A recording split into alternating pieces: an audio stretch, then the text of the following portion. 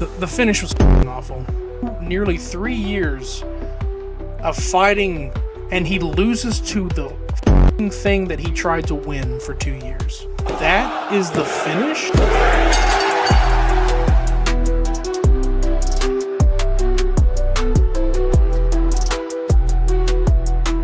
What's up, everybody, and welcome back to another episode of the Beard Bros Breakdown Podcast. My name is RedBeard. Joining me, as always, my co-host Krodok. And man, oh man, it's been a very long week. If you're wondering why the hell I'm dressed up and why Krodok is looking phenomenal, is because this is being recorded after Wrestlemania, and we decided we were going to look our best because we didn't record during Mania, and well, everyone was looking so good on Mania night 1 and 2, we decided we were going to look good ourselves and talk about the last week, because oh my god, a lot has happened since Mania night. Even Stand and Deliver, things have happened, man. So how has your week been? Because now you can say it.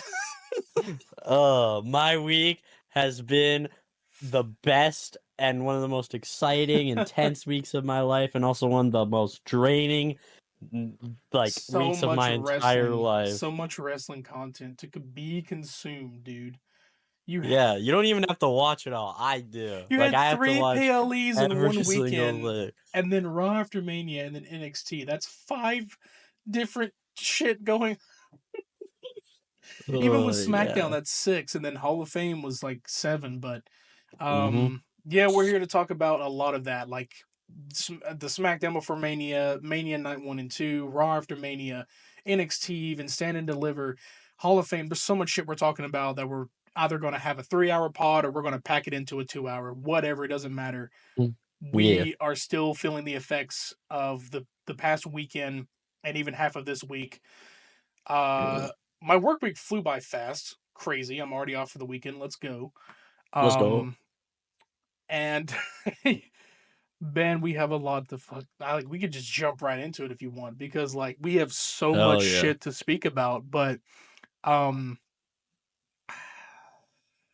I do like to hear about how your week went, you know? Well, yeah, it was simple. Like, I mean, just working and was in a different state during one of my routes. I was in the great state of Alabama. Yeah. Because you know, sometimes sweet home. Because sometimes we do have routes where we go out of state. That was exhausting because like getting done at an early time and then being through traffic, didn't get home till 7, almost 8 o'clock. You know, just been chilling, gaming. This is gonna make me sound old, but this guy has introduced me to a new drug. It's called emulation. Now I play. This guy. If you guys see me disappear, it's because of him.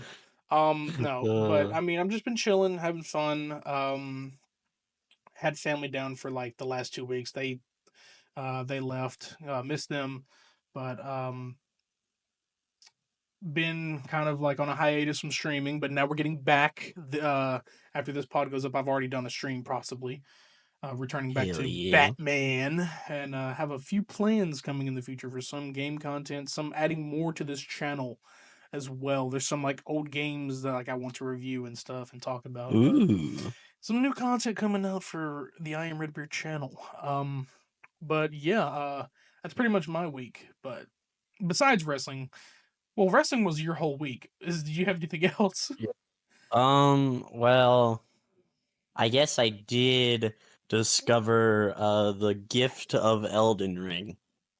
And in the past 3 days, I now have like 50 hours in one playthrough. Not to mention I had like 24 hours in a different playthrough. So dude, I quit that playthrough though, and then I made a new character, and I'm on this run, and now I beat the game, right? I am gonna do New Game Plus, but I need to get the DLC first. I don't have enough money for the DLC right now, so now I'm just collecting like every single weapon and every single thing I can find in Elden Ring until I can get the DLC. Then I'll play the DLC, then I'll do New Game Plus. You're eating because you got that DLC, and then Night Ring comes out this year. So like, literally, you've it's a good time for you because these Elden Ring fans had to wait, but now you're just going right into it. So now finishing what I think it's Shadow of the of something your tree, tree. yeah, Shadow of the Erd Tree, and then now Night Rain is coming out this year. And it's like now you're gonna be so busy. You got Silk Song, you're gonna have Night Rain. I don't know what else you're gonna have. Not to mention today, I forgot, but today was the start of a event in Monster Hunter, so I gotta do that shit with that too. Oh yeah, because So, didn't they have like a DLC? Not a DLC, but they had like a something update or something, right? Or was that? well, no, the title update was a while ago, but Oh yeah. today, I believe it was today or yesterday, was the start of the Spring Festival. Oh, So, oh, nice, yeah. nice man. I have nothing really upcoming. Like, I've neglected so many games because you showed me how to emulate. Jesus, I've just been playing like old school games that I grew up with from a childhood. But it's just like it's cool that you have access to those kind of things. But like, hmm I just sometimes I'm like, man, I can't wait to get home. Like, but yeah, that's pretty much that. But like in the future, there's definitely gaming content. Like we all know about GTA 6. That's a possibility. Oh I'm yeah. still stoked for that Mafia game. I was hoping that the God of War trilogy remake or whatever was a real rumor, and they didn't say anything about it. There's like some games that I'm forgetting that are definitely piqued my interest this year that are coming out that I haven't mentioned, but I'll go back and watch my games video that I did and figure out what I'm missing here. But there's a lot of stuff coming out this year. It's gonna be crazier for games. For some reason, in a prediction for the Game Awards, I just see Elden Ring probably going toe to toe with GTA. But there's a lot of things that'll go toe to toe with GTA, so we shall see. But Yeah, but Night Rain, I don't think is being well received by a lot of people, so I don't know. it's one of those cases where it's like it should have just been a one-off thing. Not saying that like they're milking it because like it took them a while to bring out DLC, and then while DLC, a year later, the second one's coming out. I assume that's the second one. Um, yeah, No, it's Night like Rain is like a new game. It's like co-op or battle oh, it's a whole royale or new some thing. shit Okay, like that's that. probably why it's not being received well. If it's battle royale co-op when it's usually a single player survival RPG, I'm guessing it's an RPG. It is an Yeah, yeah. RPG. Yes. So like yeah, to change up the format a little bit, and then I feel like they just could have stopped it at the DLC and said, "All right, we're gonna make a new Souls game or whatever." Yeah. Yeah, there's some so you can't run things on the ground. And speaking of being ran in the ground, The Last of Us has like the eighth version right now. Like they're coming, they just the part two remaster just came to PC, and now The Last of Us. It's called The Last of Us Complete is coming to uh PlayStation and PC probably at the same time, probably just PlayStation first. It's going to have part 1 and part 2 remastered and the DLC for both games in one collection. A game that has transcended more than Grand Theft Auto 5 has over 3 different generations, 8 different versions because you had the you had the first one which is the regular, the remastered, and then part 2 came out, then they remastered the original part or they remade part 1, and then part 1 got a PC port. Part 2 got remastered. It got a PC port. And it's probably like less than 8 versions, but like they're counting them all as 8 versions cuz like it's just so much, dude. It's like I get it, Naughty Dog. That's your baby right now, but like you're milking it. Like give me Uncharted 5 or something, or a Jack and Daxter. Like you need to. And I like they're coming out with this intergalactic game. I don't know how well that's going to be received, but people are already picking it apart, and it's not even out. This is not even a gaming podcast. I don't know what we're doing here. Anyways, It's a gaming but well, it is. It's a podcast. gaming wrestling podcast, but I will definitely do one podcast. For those of you who are getting tired of wrestling content, even though this is majority, we'll have some gaming discussion. Besides the tier list, we'll have some gaming discussion episodes and stuff. Even movies, maybe doesn't even you won't even know. TV Yeah, shows. well, Ellis, next week, I'm pretty sure we are doing a tier list for wrestling, though, right? Yes, we're gonna do the. I guess we'll do the Wrestlemania matches tier list. Like, Mm-hmm.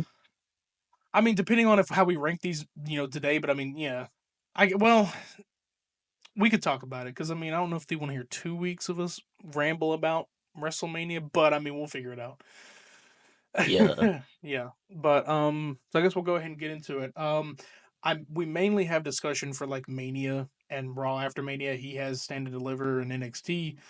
I'll Mhm. throw in some stuff about SmackDown. What I really mainly remember from SmackDown is everything really was just leading up to Mania. There were some promos from people like Rhea Ripley came out and spoke her shit. I believe Naomi had a segment and Jade came out or something like that. There was just small stuffs. The Andre the Giant Battle Royal, Andrade won that, or Carmelo won that. Carmelo. Um, yeah, Andrade was my pick. That's probably why I said that. But and then the tag match between the Motor City Machine Guns and the Street Profits got interrupted or something like that.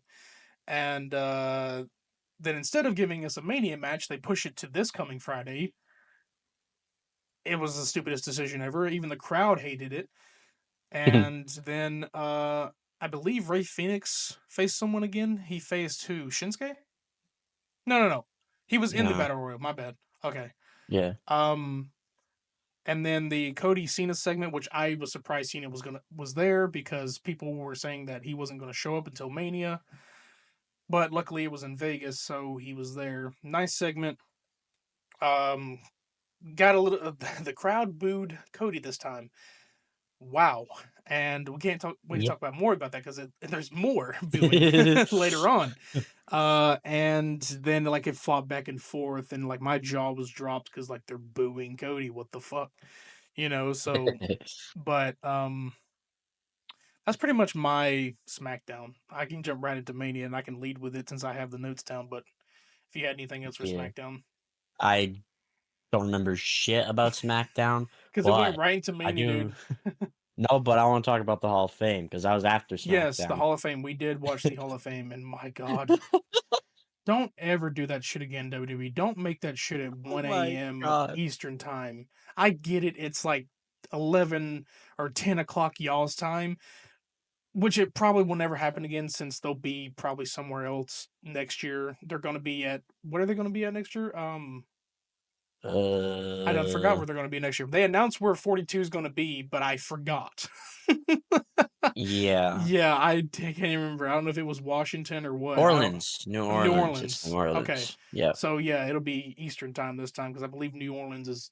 I think it's Eastern time. Anyways, But yeah, um, or just like you can do it that late, but not the night before WrestleMania. God damn. What kind of people. sadistic bastards do that shit, bro? Paul Levesque. No.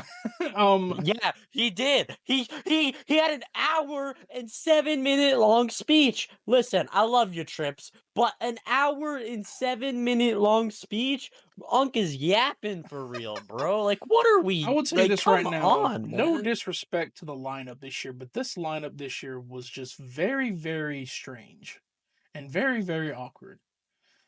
Now, I've known about the natural disasters. I didn't know that they had that big of an impact to be inducted. And I was like, anyone can be inducted, really, but in some regards, you need to at least have an impact. I thought they were a joke. This was during the very beginning of Vince McMahon's joke gimmick era.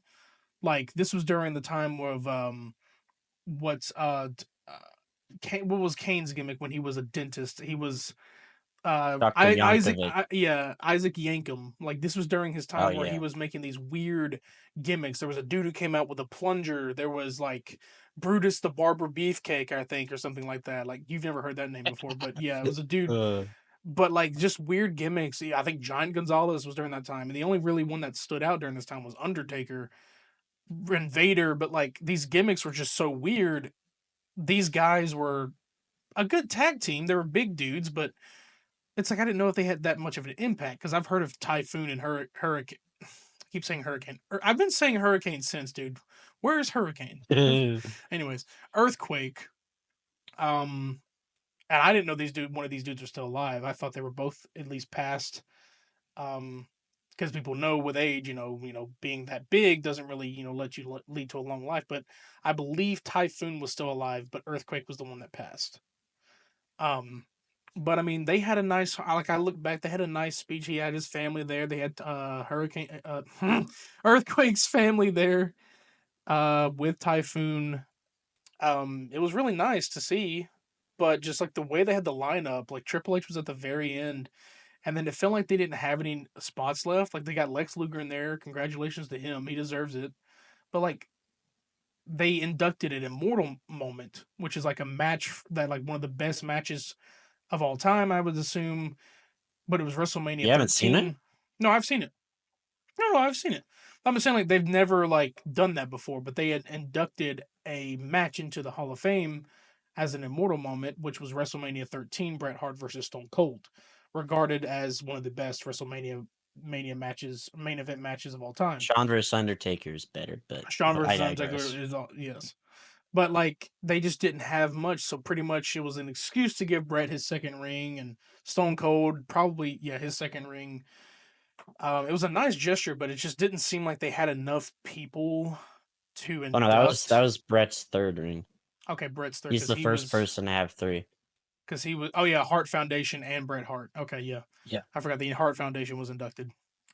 Just wait till Shawn gets 5. Which which means Natalia is pretty much Natalia's pretty much a Hall of Famer at this point, but 5 because he has 4 because Shawn Michaels, The I don't know. Click, DX.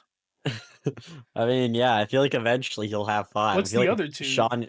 I don't know. I feel like Shawn's just immortal moments, bro. They give you rings for that now. I mean, Shawn honestly, Michaels yeah. has tons of good matches. Um, they had Michelle McCool, great, but she took too damn long. There was literally times where like Yeah. it felt like it was going to end, and she'd be like, "And you know another thing?" I'm like, "Dude, it's not like we didn't like the like he had his criticisms. He was angry, but it's just because that man was tired. Like Yeah, I if was it just was very set tired. during like 5 p.m. on a Friday, he would have been okay. He would have sat there and listened to every moment, probably not every moment, but Yeah. um, and then like they had the audacity to tease us with an entire video package Oh my of Triple god. H's life in the Uh ring, huh. and then say next up is Earthquake and Typhoon. Oh no, not even that. It was the Immortal match. They came out, and then and then every time they'd be No, like, no, no. It was Earthquake, Typhoon, then the Immortal yeah, match. then the Immortal match, and then like another long ass thing, and then Triple H came out, and then he had a long ass thing. Everyone was falling asleep, dude. Everyone was Yeah, passed I've out. seen Jay pictures of was the wrestlers. Jay ran out of yeet batteries. Cody Rhodes was asleep, probably because he knew what was going to happen the next 2 days. um, I mean, we don't know how they find out who's winning or what. I feel like they tell them like probably the night of, but um, everybody was just like falling asleep, and like you can't blame them because like they also had to get ready for Mania the next morning. I mean, I'm sure they got hours of sleep, but like they had to get ready for Mania the next day. They got to be there early. They got to train. They got to prepare. I hope they got a really good night's sleep because they all delivered on their matches this week, and I can really tell that they got some sleep. But never Yeah. host Hall of Fame in Vegas again. I'm not saying like you don't go back there. I'm just saying like maybe do it like on a Wednesday or something. I Yeah, heard someone say like why not do it on a Wednesday or a Thursday, 2 days exactly. that y'all aren't wrestling. I'm sure people are training and working out and have to get into Vegas, by the end of the week. But like have it on a Thursday, rent out, like just do something. It's just like Yes. you don't have to have. I get it. You want to have the inductees come out that same weekend, but like you don't have to have them immediately follow into Mania the next day. That's like so much shit. But Yeah, or just do it like a week before Mania, like on a Saturday, right, you right, know? yeah, like a week Like, before. Why not? Like there's nothing wrong with that. yeah. I get it. It's like it's also like a time consumption. Like, oh, we want to keep all the people in. They're all here for the weekend and stuff. It's like, yeah, but like you can easily fly them out the next week. Do it somewhere. But Mhm. I wouldn't be mind if they had like one like particular stage for Hall of Fame. Like they do it somewhere that they like every year or something. That wouldn't even hurt. Yeah. Like Just do it at WWE World. What's the decor harm? decorate the performance center. I don't know, do something. Yeah. And yeah, the change up was just so weird too. They also did it like on the stage, like they did like the last 3 years. They did it in the middle of the ring, and all of a sudden they didn't do it in a ring. But I guess because they had different venues, not that that was a problem, but it was just a weird change up from the ring. But Yeah. other than Also, that, you said this year had a lot less inductees than the last few years, so yeah, and like it's not that like there wasn't any big name center stage, but like there were great inductees and stuff, but like yeah, there were just wasn't much this year. Like I feel like they no disrespect to like Typhoon or Earthquake, but like I feel like they just dug up a tag team and didn't know what to do. But yeah, because there's some people who are probably watching that don't even know who weren't even born yet with Earthquake and Typhoon, or don't even remember them that well, unless you're like a golden Yeah. era legend.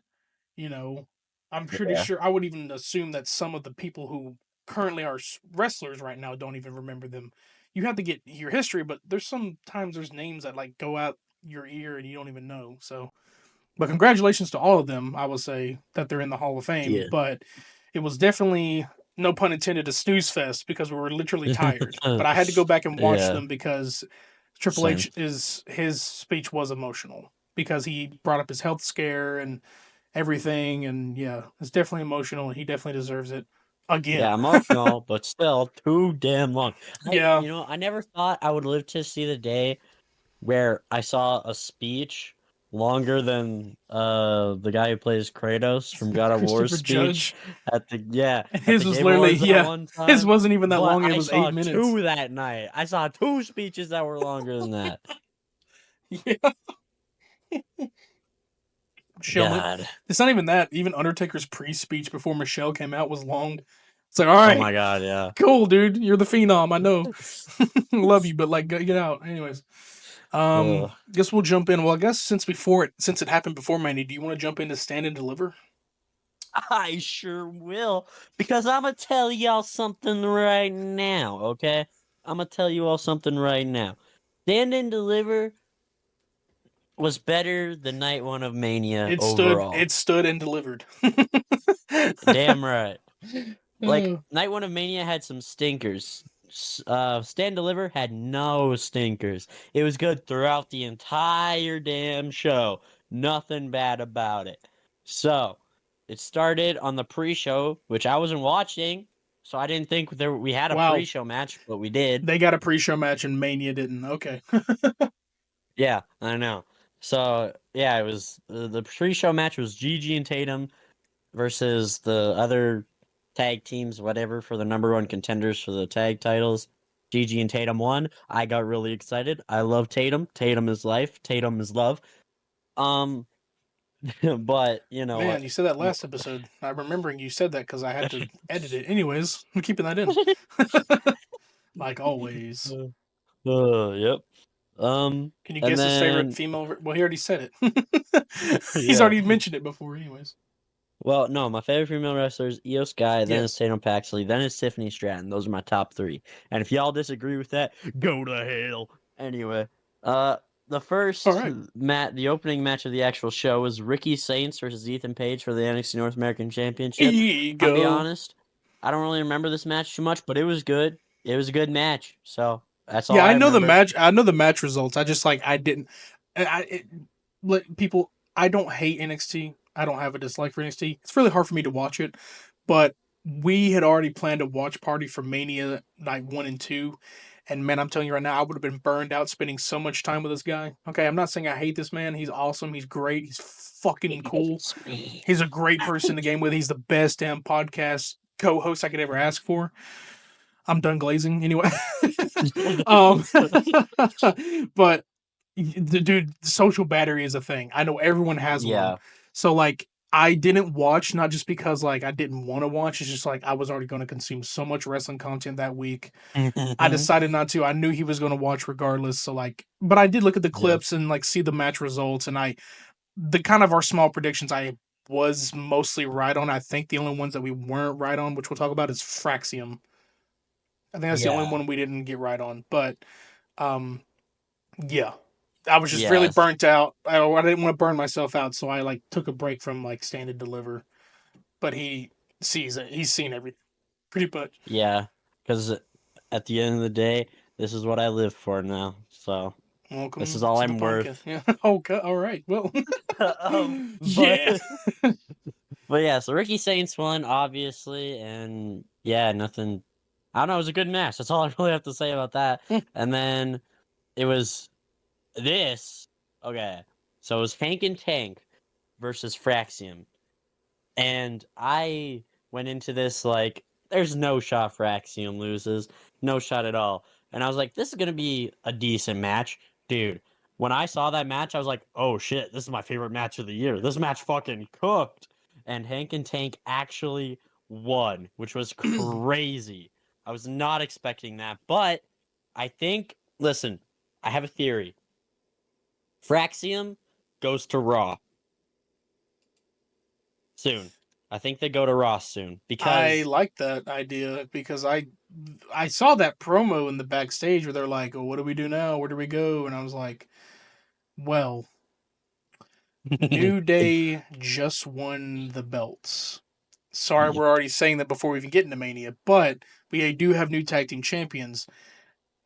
and Well, the we Raw tag don't. team division is dead. Raw tag So team division is dead. We need some Spice. We need some Axiom. We need some Frazier. We need Fraxium. Because the SmackDown is already taken care of, regardless that they got robbed from not yeah. having a Mania match. They're taken care of. They're fine. New Day doesn't have anyone. Like, you got Alpha, you got Tozawa and Otis, but like the way they've been treating those two, I don't see them becoming champion. Ivar and Eric are Yeah. probably going to take a break. Um, Other than that, I No, don't know they who. had a promo on Raw, so I don't think Oh so. yeah, okay. Well, they're probably not going to be, back in the, I don't know. They're probably going to focus. They're definitely going to focus on something different. Um, I can't say that Judgment Day will get involved again since someone has returned that we'll say later. Um, Even though it won't involve Finn, it probably would involve Carlito, but we shall see on that. Um, but we shall see. I'd love for them to go to Raw. That'd be probably the best place. I know they were both on SmackDown, which makes it kind of clear that they may be going there. I would really love it if they went to Raw though, because Yeah, because there's Raw needs nobody over help. there. There's nobody over there on Raw but the New Day and then Alpha Academy and like yeah Exactly. that and even American Made. You could also have the Creed brothers, but like they're They also dealing have with the A-Town. yeah they're Like, they have tag yeah teams. They just need to start they're using just them. I feel not like doing yeah I feel like Fraxium could really help. yeah. Yeah. Yeah. But anyway, it was a spectacular match. It was my favorite match of the year when it happened. And then we had the like 6-8 way ladder match for the North American Championship.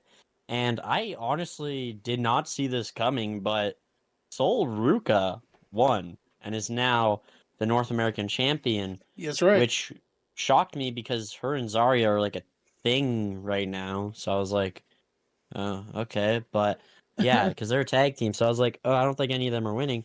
But I guess it makes sense. I think they're probably just going to make Zarya take it from Sola at some point. There's probably going to be like a turn or something that'll happen. But yeah. And like, I don't have much to say on it. It was a good match. It wasn't as like hectic as I expected it would be or kind of wanted it to be, but it was fine. Right. Then we had, I think this is definitely like the best storytelling match on the show. It was Dark State versus the family, the D'Angelo family. And it went where I thought it He got would, his and prediction the right. underboss Stacks turned on us, man. He turned. What the hell, Stacks? Why'd you do that, Stacks? So Stacks turned on the family. And I saw it coming from a mile away, but it was heartbreaking.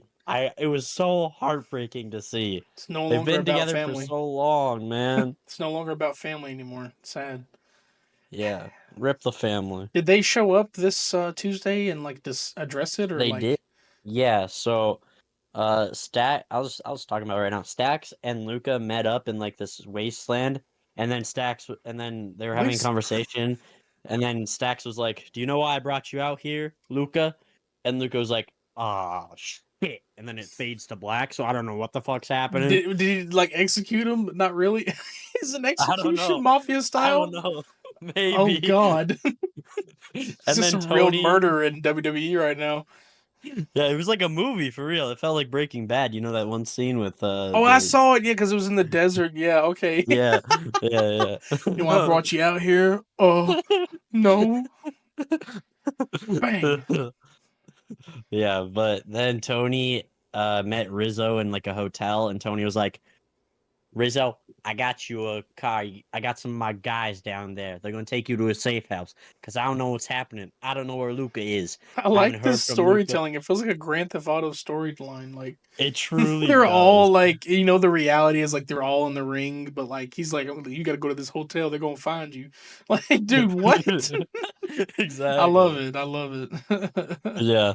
But yeah, so that was really fun. And I don't even remember the match that well. It was a good coming out party for Dark State, though. I mean, they already had a match, but Yeah, whatever. Anyway, then we had the fatal four-way between Stephanie, I Julia, did take a look at that Miss one. Parker, Miss and Parker. Jordan Grace. Miss Parker. But yeah, so this match was when I saw this match, I was like, holy shit. This is my favorite match of the year because this match was also so fucking good. So fucking good. Like, this match was just awesome. And of course, Stephanie picks up the victory with, I forget how, but she does. It's an excellent match. It's on I my think it favorite was just by her matches of the finisher, year. wasn't it? And she pinned. I Uh, don't think she hit a submission. I think she just hit a finisher, and yeah, probably. I think she I pinned forget. either Julia or Jordan Grace, but I can't remember which one she pinned. Uh, she pinned Jada. Oh, okay, yeah, because I know like her and Jordan had a lot of good spots in that because those are big, strong women. Like Jada and Julia are a little bit smaller, but like Jordan is a like I see her as the runner up, and like I know people probably want Julia to dethrone Stephanie and get back what was hers, but I'm pretty sure Yeah, like Jordan Grace is definitely a run. I mean, she was TNA Women's Champion. She definitely could be a sure. runner up, but Jada Parker Yeah, also has some potential to be. She's already in the main title scene, so she might as well get that one day.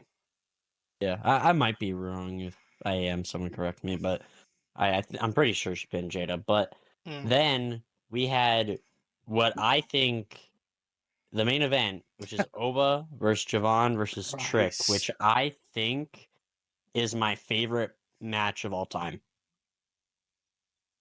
Now listen, I haven't seen a lot of matches, to be fair. I'll be Yes. frank. But this is the best match I've seen live since I started watching wrestling. This match was so fucking good. It was crazy. The best triple threat match I've seen easily. Best match of the year easily.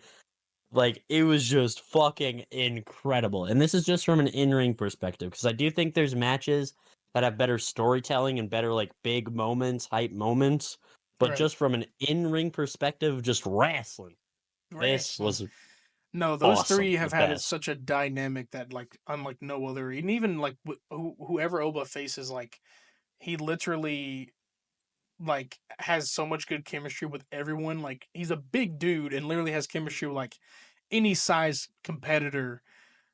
Even knows what he's doing. Like he's so great, and I can't wait for the future when he goes to the main roster. I know he is, but I think they're going to wait probably till either like the summertime to dethrone him, or probably next year, or they may even let his NXT title reign be as long as the North American one, and then see where he goes from there. Because this man is a workhorse. He's a Oh, fucking, yeah. and I know I don't watch him much, but I know he's been the household name for so long, and like man, Yeah. I've said this before. I want to see him make his Rumble debut next year. I want him to come in there and dominate and see like what he can do. I know he probably wouldn't. He would definitely not win, but if he's NXT champion, still he wouldn't. But yeah, I'd love to like see him come up on main roster for some things. Yeah, I am so fucking dude. I don't know. But yeah, that I listen, if you guys don't watch NXT typically and you didn't watch Stand and Deliver, if anyone who is listening to this hasn't, I promise you just go watch this match. It is so good. It is worth it. But yeah, Yeah. let's move on to Mania, friend. All right. So, Mania Night 1. And like you said, like for me, I can't really judge that like if Stand and Deliver was better, but it sounds like it was. But Night Overall. 1 had a great start, and it eventually like it had its ups and downs, like you said, and then it got better. But the first match of the night was Jay Uso versus Gunther Yeet, or Gunther Yeet yeet. versus I already said versus for the World Heavyweight Championship. Man came out crazy from the stands. Everybody was going insane. Um, had an awesome entrance. Gunther came out. I don't give a shit. He just literally just walked out like he normally does. Didn't even have Kaiser with him. And you'll notice, like, we'll talk about this. Like, people had different entrances for each other. Like, the way even if you didn't predict very well, you couldn't tell who was going to win by some of this shit. They did it on purpose to make you think. But Jey Uso has become the new World Heavyweight Champion, deserved, and also a prediction that we've been called for so long, even before the predictions episode. Um, yeah, deserved, completely deserved. He had a main event shirt on, but even though he was not even main eventing, I think we need to get over that name because honestly, it can just go back to Jey Uso. Because until he main events again, I think he needs to stop calling that. But the last 2 weeks, 3 weeks, even building up to this, made that win worth it. In my opinion, I think the match kind of. I think Gunther tapped out. He tapped out his own rear naked choke or sleeper hold, whatever sleeper hold. I think he tapped out a little too fast. But I don't. I mean, with someone like him, I mean, I liked that the dynamic changed. It was not Super Kick City. It was not Super Kick City. It wasn't Chop City. There were chops, but Gunther, that's how Gunther builds his tension mid match. He is slapping you, he is sitting you. That's his main forte. It's amateur wrestling. That's his main kind of move set. But there was only probably I think one or two super kicks in that entire thing. I even made a joke. I was like, "Oh, here come the super kicks," but it was a joke. But like, it wasn't like Jimmy and Jay where they just did super kicks and frog splashes. Uh, they started stealing each other's move sets and stuff. Made that really cool. So I wasn't even mad. Like if he stole the sleeper hold at the end, but like he hit him with a super kick, hit him with a frog splash or Uso splash, and then hit him with a sleeper hold. It was a very interesting match. It was pretty good. It wasn't the perfect match, but it was a better one than his Mhm. WrestleMania 40. They gave each other one hell of a beating, and I'm glad that Jay is now the champion. It was a pretty good Yeah, match. I mean, I think when you look at Jey Uso's entire like run since becoming a solo guy, I think this is his best match so far. Like just when you look Definitely, at it. definitely. And people, I get it. There's a lot of you who like Gunther, and you wanted him to keep it, and you're tired of him losing at Mania. This solidifies that he's about to go into the world title scene, like not the world heavyweight title, the world title scene. Because from what has been going on Raw and whatever is going on with Cena, I'm telling you right now, one day he's either going to face Cena or Randy for that belt, and I'm all for it. Not saying he'd be the one to dethrone, but he's going for the WWE title. He's ever since for every title he loses, he moves up to the next one. He's not done. He maybe will. Well, we thought he was taking a break, but Raw after Mania changed my mind. But he just keeps going. He's not done. Excited to see what they're having for Gunther in the future. Hmm. But I don't think he goes there next. I don't think so. I think for a while we're gonna have a little like no title like trying for Gunther. I think the direction they're going right now is he's just gonna be an angry, selfish guy who's gonna take it's out gonna all be a his anger minute. on It's a everyone. menace. Yeah, Yeah. I I feel like he's believe gonna that start randomly attacking people and then he's gonna become like a big like bad threat. kind of Yeah, thing and we're gonna have someone try to take him down or something yeah, like I that. believe that. Yeah. But yeah, I do think it's Jeyuso's best match of his career, and I do think it was a great start to the match.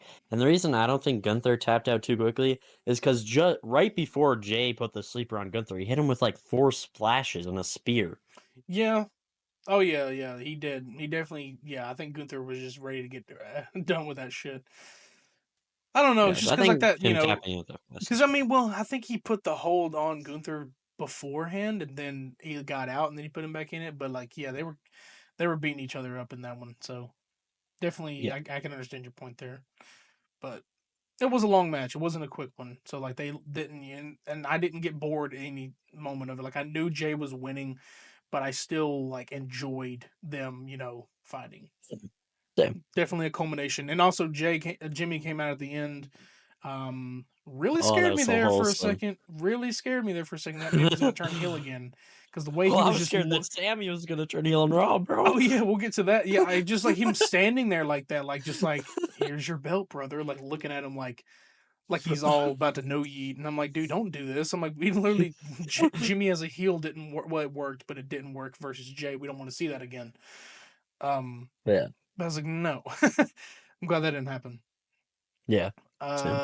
The New Day, new champs. That's what my notes say. Haha, New Day, new champs, and that gained me my first point above his in the Yeah. WrestleMania Night 1. Even though that's not going to matter because you're going to find that out really soon. Um, I went with my gut on that one because Ivar and Eric had. This was a. I know this was like, to some people who didn't care, this was a good match. They did put on a show. They did very, very well. There was no interference. There was no Biggie came out. Whoever thought that was going to happen, I hate to burst your bubble, but that was never going to happen. Um, I know he was there, but he wasn't, in the storyline. But Yeah. uh, the New Day beat Ivar and Eric. They put on a phenomenal match, I believe. Um, and a lot of I mean, they just did. I believe they did amazing, but I kind of went with my gut on New Day because Ivar and Eric had had it for so long, and it's been a minute since these guys have held the belts, and also like it's obviously fine if two heels win the belt, and it could be an upset, but then you see where a storyline's going. And then they ran away as soon as they won, and it reminded me of Seth Rollins running away with his belt at WrestleMania. I was like, okay. Um, uh, I'm pretty sure yeah. WrestleMania 31 was that. Yes, it That's when he literally fights 10, Randy. 30. Well, no, that's the same night he does the heist of the century. Oh, Because that's he come he, 2015. That's not. no, yeah, 2015 was WrestleMania 31. He gets defeated by Randy, and that same night he runs out and pins Brock or Roman and wins the belt. It's the same night. He's already lost to Randy, Okay. yeah. Because I think it was during the daytime, and then it was nighttime. It was outside, Yeah. same night. But All right. they pretty much recreated the heist of the century 10 years ago, even though that wasn't really a heist of the century. They just ran away.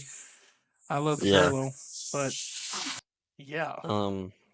Yeah. It was a good match. It was a fine match. Nothing wrong with the match, except there is one issue. Nobody gives a shit. Like nobody cared. That crowd was no, dead for that match. Everybody was kind of dead for that. Nobody really cared who won because the Raw Tag Team division is not being built well. It's not being booked well. It's not even like it's barely even being featured. yeah. Like, I'm just saying, like at this point, just like get rid of some. That's what I've been waiting for them to do, is to get rid of the SmackDown or get rid of the Raw belts and just have one belt division like they have the women's. There's only one tag division belt for the women.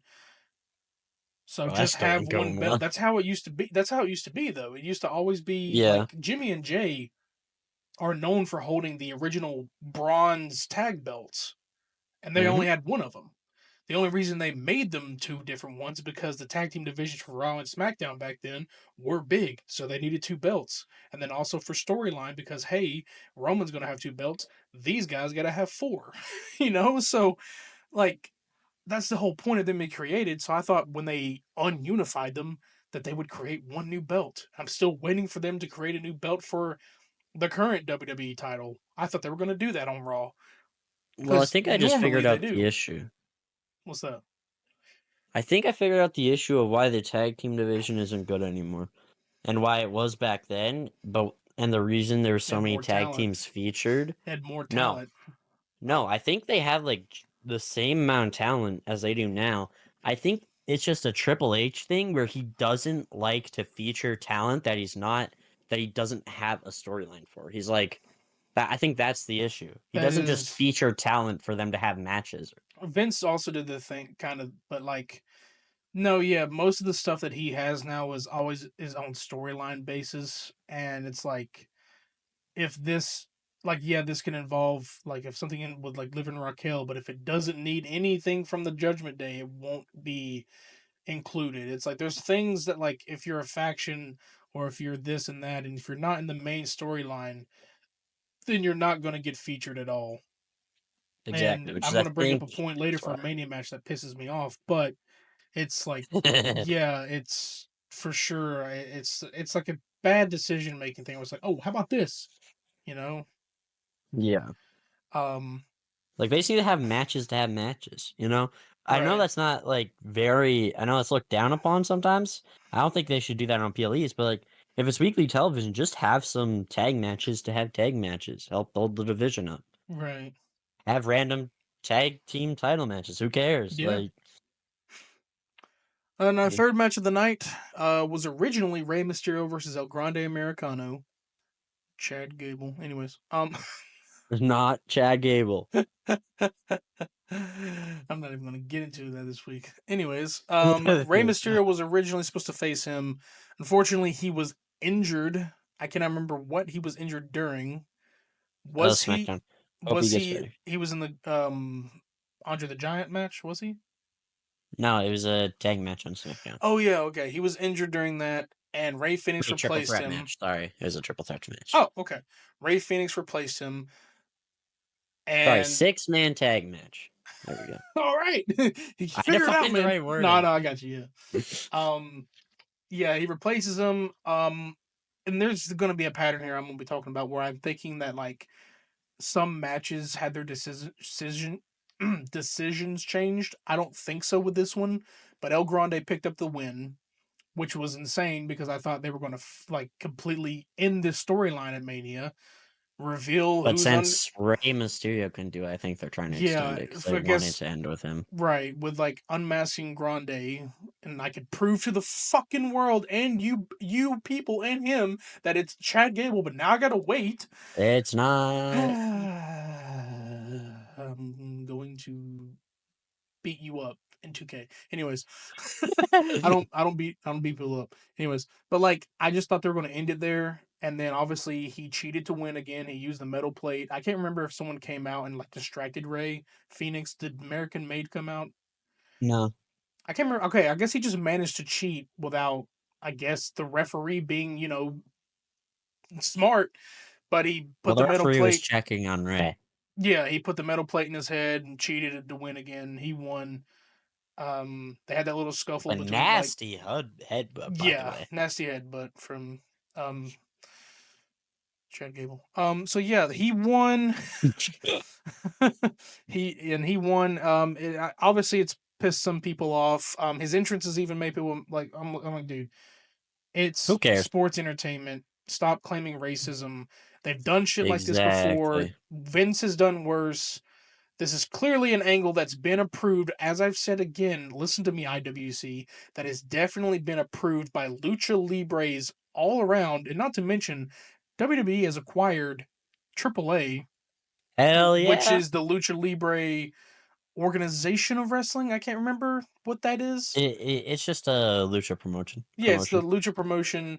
There are divided criticisms on that. I don't know what to think about because I've actually never heard of them. I don't hate me for that, but I don't always look into everything that I need to about wrestling. Like him and me, like if we stick to one promotion, he's seen indie Yeah. stuff. He's seen, New Japan. He's watched Lucha Just some Underground. matches from Yeah, them, just but some yeah. matches. Like I've watched Lucha Underground matches, but it's like I don't focus on the history. Like I don't see what things are. Hmm. I know TNA stuff. I know Impact Wrestling, what it used to be called. I just don't focus on the history or like the lore, if you will, about some things. It's like WWE has been my Roar. main my main center focus, and I'm glad that these things are coming in here, like TNA and AAA, but and even UFC having a merger, like seeing, even though that doesn't Yeah. do much because you're not going to see UFC fighters come into a wrestling ring. They don't. Some UFC people don't enjoy WWE because it's not they can't beat each other up. But so yeah, Grande wins. Yeah, but speaking of AAA, so WWE has an acquisition for them, which is cool. I think it's gonna be interesting to see how that goes. Um, but it does have me thinking, and I'm pretty confident in this theory now, actually. They're about to buy TNA soon. I mean, like honestly, I feel like there's a big price that TNA would be.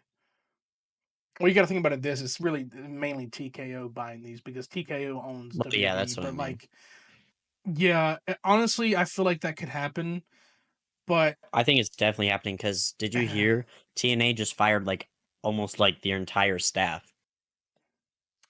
well, that's a big bummer right there. I don't know why they did that. I mean, obviously, like they could have let those people come over Because to I think they're WWE. getting ready to get bought.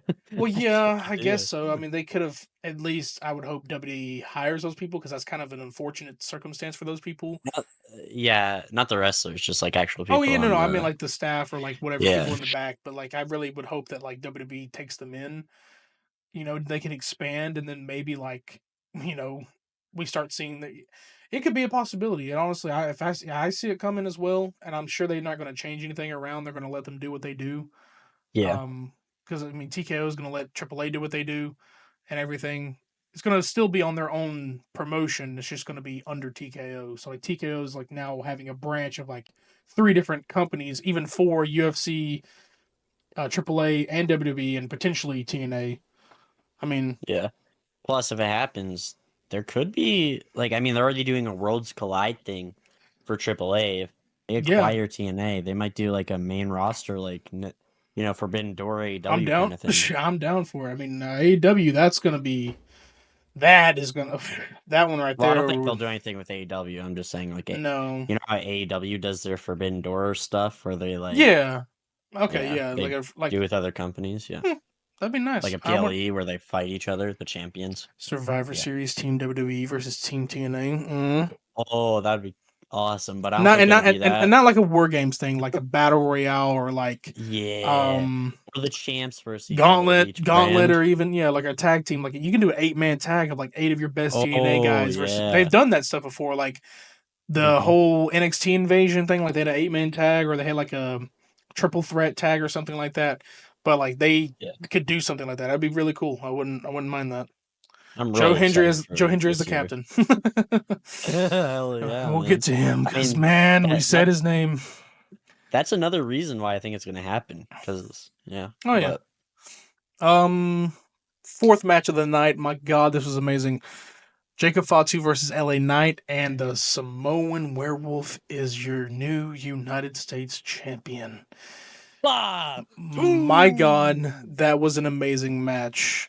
Um, Mm-hmm. and because their chemistry, like, I was concerned. I was a little bit I wondering, was like, too.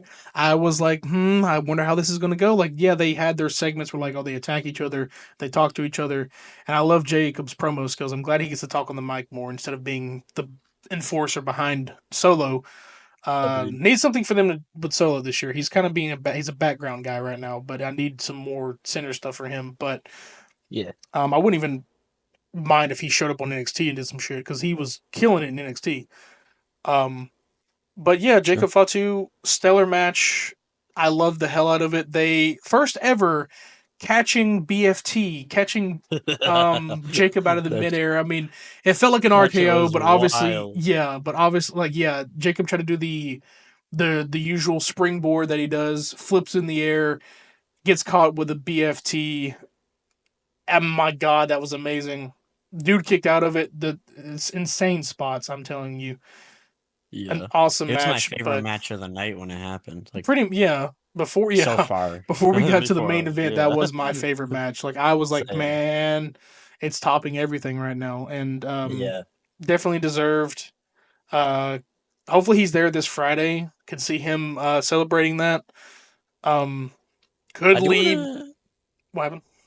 I wanna ask what do you think is Jacob Fatu's first feud? After what do you think his first feud is? Given that like that storyline that's there with Solo, it could happen, but probably not right now. That could reignite the Braun Strowman feud. Now, I get that that feud is like a Uh one-off kind of thing. Yeah, I don't want that either. It could do that, but I could see something happening this coming because now we know Raw after Mania is always supposed to be crazy. It's not always. oh SmackDown wait. after Mania, I wonder if they got not the similar shit, but like something that's gonna happen this week. You're definitely probably gonna have new tag champions on that tag team match. Um, Well, it's confirmed Aleister Black's gonna show up, Aleister so Black showing up, yeah. So maybe he's the first feud for Jacob. Could be the first. It wouldn't hurt. I mean, I'd love it. Yeah. But in the future, I could see potentially like Solo at some point. Yeah, I think Solo's Could definitely be a feuding at SummerSlam some match point. because now SummerSlam is being promoted as a second Mania. Now that it's getting two, well, it's always been a second Mania, but it's the big Yeah. four. But now it's getting two nights, and now they're going to have an even Yay! more stacked. Yeah, get ready because I'm pretty sure an NXT PLE is also going to fall on that. I think that's spring break. No, No, not spring no, breaking. no, no. Don't tell me. What's their summer PLE called? It's like summer something, but I don't know because I forget. I know they got spring breaking in like April, or I think it's already happened. No, it hasn't happened yet. That Is it happens in Summer May. Bash? I think it's like summer. It's something like that. But they have a summer PLE that's like their Yeah, Heat SummerSlam. Wave. It's Heat Heat Wave. Wave, yeah. It's like their SummerSlam, but it's like not, I guess, as big as Stand and Deliver since they only have one PLE like that. But the I'm pretty sure it'd WrestleMania, be on Tuesday, so it's okay. yeah. But But but dude, wait, the Worlds Collide thing is an NXT thing with AAA, right? okay. Bro, that's on the same day as Money in the Bank. I gotta watch two PLEs Oh that my day, god, bro. you have to. Why? Yes, I don't know if I need to, but we'll see. I may check something. I may check it out and pop in there. Tiffany Yeah. Stratton versus Charlotte Flair. This is the one that has fucked up. Oh, This brother. is this Ooh. is the one. Okay, now that wasn't a bad match. However, Yes, it was. it wasn't that bad. It was It mediocre at was best. It awful. was mediocre at best. It was awful. Well, I'm trying to tell you it's best because Tiffany carried it. Oh, Tiffany did everything that she absolutely could to try to make that match good. Charlotte, I'm sorry. I was literally trying to praise you a couple of weeks ago, trying to like say you've been good. You are the most unprofessional person right now in the business. they The cannot keep match it the professional. match ended with Tiffany bruised and on her face, bleeding. Her teeth got knocked out because Charlotte bashed her face in with her knee brace. That Yeah. was not a planned spot. There's no way in hell they were like, all right, you're going to go. So here's what I'm going to get in my Triple H voice. All right, brother, you're going to go out there and you're going to hit her in the face with your knee brace and knock her teeth out. Big fucking deal. Shout out to Deontay DDJ for that. You're probably not listening at all, but we're big fans. Yes. But like, still, it's like, there's no way in hell that they told her to do that. It's the most unprofessional shit. I'm pretty sure I watched that match back. There's a part where she claws her in the face. That's the whole reason why she's got that Yeah. mark on her. She claws her, dude. I'm like, okay, so them trying to say that this beef was squashed, this real life drama they had, fucking lied about that shit. Yeah, you could tell in the match. They hate That's each the other, most man. unprofessional I've seen Charlotte, dude. She's like, she's had issues with Becky before and Ronda Rousey, and she at least tried her best to make it look professional. This one, they clearly couldn't do that. And Yeah. I'm only upset that like Charlotte lost because she was my pick. I should have chosen Tiffany. I thought they were going to go the angle with nobody wants her, but she may get it. But Triple H made the right call and did Tiffany because after this, I don't think anybody wants to be in the feud with Charlotte for a very long time. That was just so Yeah. bad. But because of that, it messed up our, you know, we're tied. Nobody Yeah. wanted to hear that, but we're tied. And we'll just say this already right now. We're 9-9. We Yeah. got 9 out of 14 matches right. And we're probably going to make the title vacant or keep it vacant because one of us wants to at least win the belt and then go from there. We thought about so many ways that we would have won the belt where we would have either done a coin toss, best 2 out of 3, spin the wheel, something. He even mentioned before we got on here like a 2K match, which would have been good, but I feel like just winning off of that would have just been pointless to do predictions at all because we're trying to win the belt on Yeah. predictions. So Backlash will be on May 10th. Will be the first. Like hopefully one of us gets the belt. Hopefully. So yeah. And also I'll throw Because in. one of us gets But it, there'll never be another tie. So yeah, there'll never be another. Hopefully, because I mean, you never know. We could get shit right both together. It can happen. well, I mean but not tie, sorry. I mean the belt will never be vacant no, yeah, again. because it's just us. There's no reason to vacate it unless you know. And I think even also like we'll even say this here, we can add to the rules. If somehow we both get a PLE wrong together, 0-0 is still a tie. So he would still retain. It wouldn't be like, oh, nobody won. So just no, he'd still, one of us would still retain. So, and I didn't mention this at the beginning, but this is the first episode of season 2. What I'm going to be doing every year is from pretty much Mania to Mania is a new season. So like, I mean, this year we may get to like season 2, episode 80 something, you know. But like, I mean, you don't really have to do seasons, but I kind of find it like cool to like jump, you know, have them up like, hey, this is where this began. This is where this began. It keeps it on track. So well, this is be the 46. Okay. I think there's 46 that was some weeks quick math right there. Like, man, okay.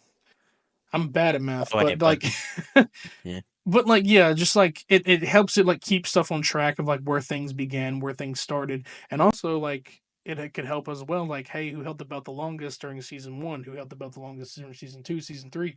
Keeps a record and a track of stuff. So, welcome to season 2, people. But it was a mediocre match. Could have been better, but Charlotte's unprofessionalism. There was too many spots that I was able to call. Not saying that's a bad thing, but like, yeah, they just don't work together, and I hope they never feud again. Same. So, I don't want to see them fight ever again. and Please just keep them away from each amazing news to Tiffany. Her teeth are fixed. She got her moneymaker fixed. I don't know what they did, but they fixed it. I'm pretty sure it's a filling. I don't know what they did, but she looks better now. And yeah, because like, I mean, that just feels like some like I'm gonna mess your face up because everyone thinks you're no. Yeah. Please don't send any like hatred out there towards Charlotte. Yeah, it's unprofessional, but like, no need to attack her because I've already seen people attack her. Don't do that. Yeah, don't attack the wrestlers. Yeah, that's unprofessional. Like, yeah, and yeah. So, and now the main event: Seth Rollins versus Roman Reigns versus CM Punk. Oh fuck yeah! Every single one of them had an entrance that was so awesome that like, dude, Seth Rollins like came out in this big black puffy bag thing with a fucking flamethrower. He literally burned it down. He burned down like the Titantron. He didn't really burn it down, but he there was like a building, and then he set the flamethrower up, and then the building on the screen burned, and then the screen went black, and he turned into Christ. It was so cool. Dude turned into Jesus Christ. And he had glasses on. He had white. He was glistening. It was awesome, dude. Him coming out. Beautiful. Roman Reigns came out, and like it started showing all the Titantrons above him. Like there was this weird kind of like amalgamation of like these like rectangle screens like behind, and they were like slowly coming down, and they were showing Bloodline members like Alpha, Sika, Yokozuna, even High Chief Peter Maivia, and they were like slowly like closing behind him, like there were like these big doors or something, these big walls. Hell yeah, that was peak. But then CM Punk had a video package, and This Fire Burns was playing on there, and I was getting now if I was alone I probably would have cried, but I had people watching with me, so I like literally got emotional because that song is amazing. That is an amazing song. There's definitely many reasons why they won't bring it back as a Cult of Personality has, no pun intended, become a cult classic at this point.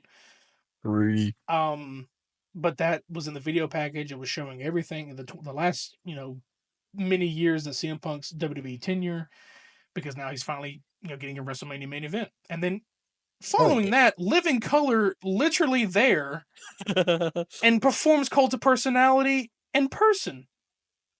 Literally, yeah, they do. They still got it. It was awesome. It was amazing. And this is where it like made me doubt. I was like, CM Punk might win. The dude just got a video package and a live performance. Don't forget how he came out in his like. Oh yeah, he came out in his hoodie, his heel attire. Like he had his yellow like attire on that like he wore, and like Here Comes Paul with him and everything. It was amazing. Everybody was singing. Everybody was going off. This match carried like. It was such an amazing match. Like all the spots were crazy. They hit all 3 of their finishers on. Like they turned infinite finishers on. Like you had a GTS, you had a stomp. No, you had a spear. How did it go? To Seth. Spirit of Seth. Yeah, Spirit of Seth, and then GTS to Roman. GTS, and then a stomp from Seth. Like, cause Seth like Wait, got hit no. with GTS to Seth. Spear to Punk. Stomp to Roman. There you go. Yeah. So like, yeah, it all like they were all dead out pretty much, and it was amazing. I can't remember all the awesome. spots, but they were killing each other. Yeah, there's so Seth many was good red by ones. like I think the like the probably the 10-minute mark, but Yeah. now then there's a spot where Paul Heyman gets involved. That man gets the infamous black steel chair, and he goes and gets that thing, and he walks over and he's like, "Punk, take the chair, take the chair." Slide in, or well, no, he doesn't do that, but he goes in. He's like looking between like his Paul Heyman guy and his tribal chief, and he's looking between, and then it's all lined up like a triangle. I love it. You got Seth over there on the ropes, like sitting like against the ropes, and then you got Roman on the right and Punk on the left. He gives that steel chair to Punk, and he rolls in the ring, and he tries to lead Roman over the Punk over to Roman, and then he fucking low blows Punk, and Roman's like, "Oh hell yeah, my wise man's back." And then literally that's like, well, we know who he chose. And he's like, "You made me do this. You made me choose." And then He's my tribal chief. And then he does the same to Roman. He gives Roman the chair, and he's like, "Look, the shield." Like, it's so funny because the way he was saying, he's like, "Look, my tribal chief, kill him!" Like leading him over there, and I didn't want to think it. I was sitting there, I was like, "No, please don't tell me he's gonna do it too. Don't please don't tell me," because he was like leading him, he was walking with him, and then he hits that low blow on Roman too. This entire roof is about to blow off, and he gives that chair to Seth Rollins, and they recreate the fucking Shield attack again. He's beating both Punk and Roman. And then Seth, I believe he hits both of them with a stomp, and then he pins Punk. Yes. And now Seth Rollins is the new Paul Heyman guy. And holy shit, what a match. And that concludes night 1, because what the fuck? Dude, I was not expecting Heyman to turn. Like, I knew Seth was gonna win. I was not expecting him to I do saw the that, rumors man. because they were like, maybe Seth goes with Paul, and then I'm like, there's no reason Well, I for saw that. the theories, but I just Yeah, there didn't was think it would so actually many happen. theories. Yeah, there was a Yeah. lot of theories like what could happen here, like Paul could leave them all high and dry or whatever. But it was just like, I don't know why I didn't think it then, but then afterwards I was like, Paul Heyman's betrayed Punk before. Paul Heyman betrayed Punk for Brock Lesnar. I would not be surprised if Paul Heyman betrayed him again. Lesnar! If he betrayed him again, but then he also gives the double whammy and betrays Roman. So now Paul's a heel again, which he ultimately was It's good. still a heel, but he was pretty much a face with Roman. But now he's a heel. He's best when he's a heel. Yeah, he's best when he's a heel, and now he's. And I know everyone's saying like, "Oh, Seth doesn't need Paul." That's not the point, because if you think about it, if Roman Reigns, and there's some times that Roman Reigns went without Paul, like if Paul was out, or the first time that he fired Paul, he had so much development that if he didn't have Paul there, I'm not saying that Paul was not necessary in any time as the tribal chief. I loved him being the wise man, but if you think about it, with that development, whatever he came back as, no one really needed Paul. Punk didn't even need Paul because Paul was over. No, Punk was Punk was over, but at the time Brock was gone, and well, Paul was. They've always wanted to work together, and that was an excuse, but it was going to be temporary because Brock was going to be coming back. Seth doesn't need Paul at all either. I get that. But it's an interesting angle, and there's a theory that I have for Raw After Mania when we get there. Because there's I know something's happening. I know what's going on here. But that was night 1. If you have any thoughts before I go into night 2, because night 2 was even. Yeah, I do. Yeah, bro. I did see some. I don't know, but a lot of people were saying that was the Living Color thing was like the best live performance at a Mania ever, or best live performance ever in wrestling. I had a feeling he was going to get it because, like, it's your first main event of WrestleMania. A video package ain't enough. Give him a live performance, and yeah, they still sound like I forgot that they were that old, but like that song came out in like the 80s, 90s, I believe, but like they Yeah. still had it. I thought they were going to perform This Fire Burns. I was like, what? But then I was like, oh, wait a minute, that's Living Color. And I was like, oh, still great. You got both theme songs, but getting to hear This Fire Yeah. Burns, I was like, man, maybe he wins. But then I recalled back and I was like, well, Drew McIntyre brought back Broken Dreams at Clash of the Castle. That doesn't mean he's going to win because he was facing Roman, so Roman was Yeah. at a time where he couldn't lose. So, Dream. and now on to night 2. And it opens with one of the most phenomenal women's matches I've seen in Oh. recent years. Io Oh Sky yeah. versus Rhea Ripley and Bianca Belair. And obviously, our girl retained. Let's go! Hell yeah, An yo. amazing match. So many spots.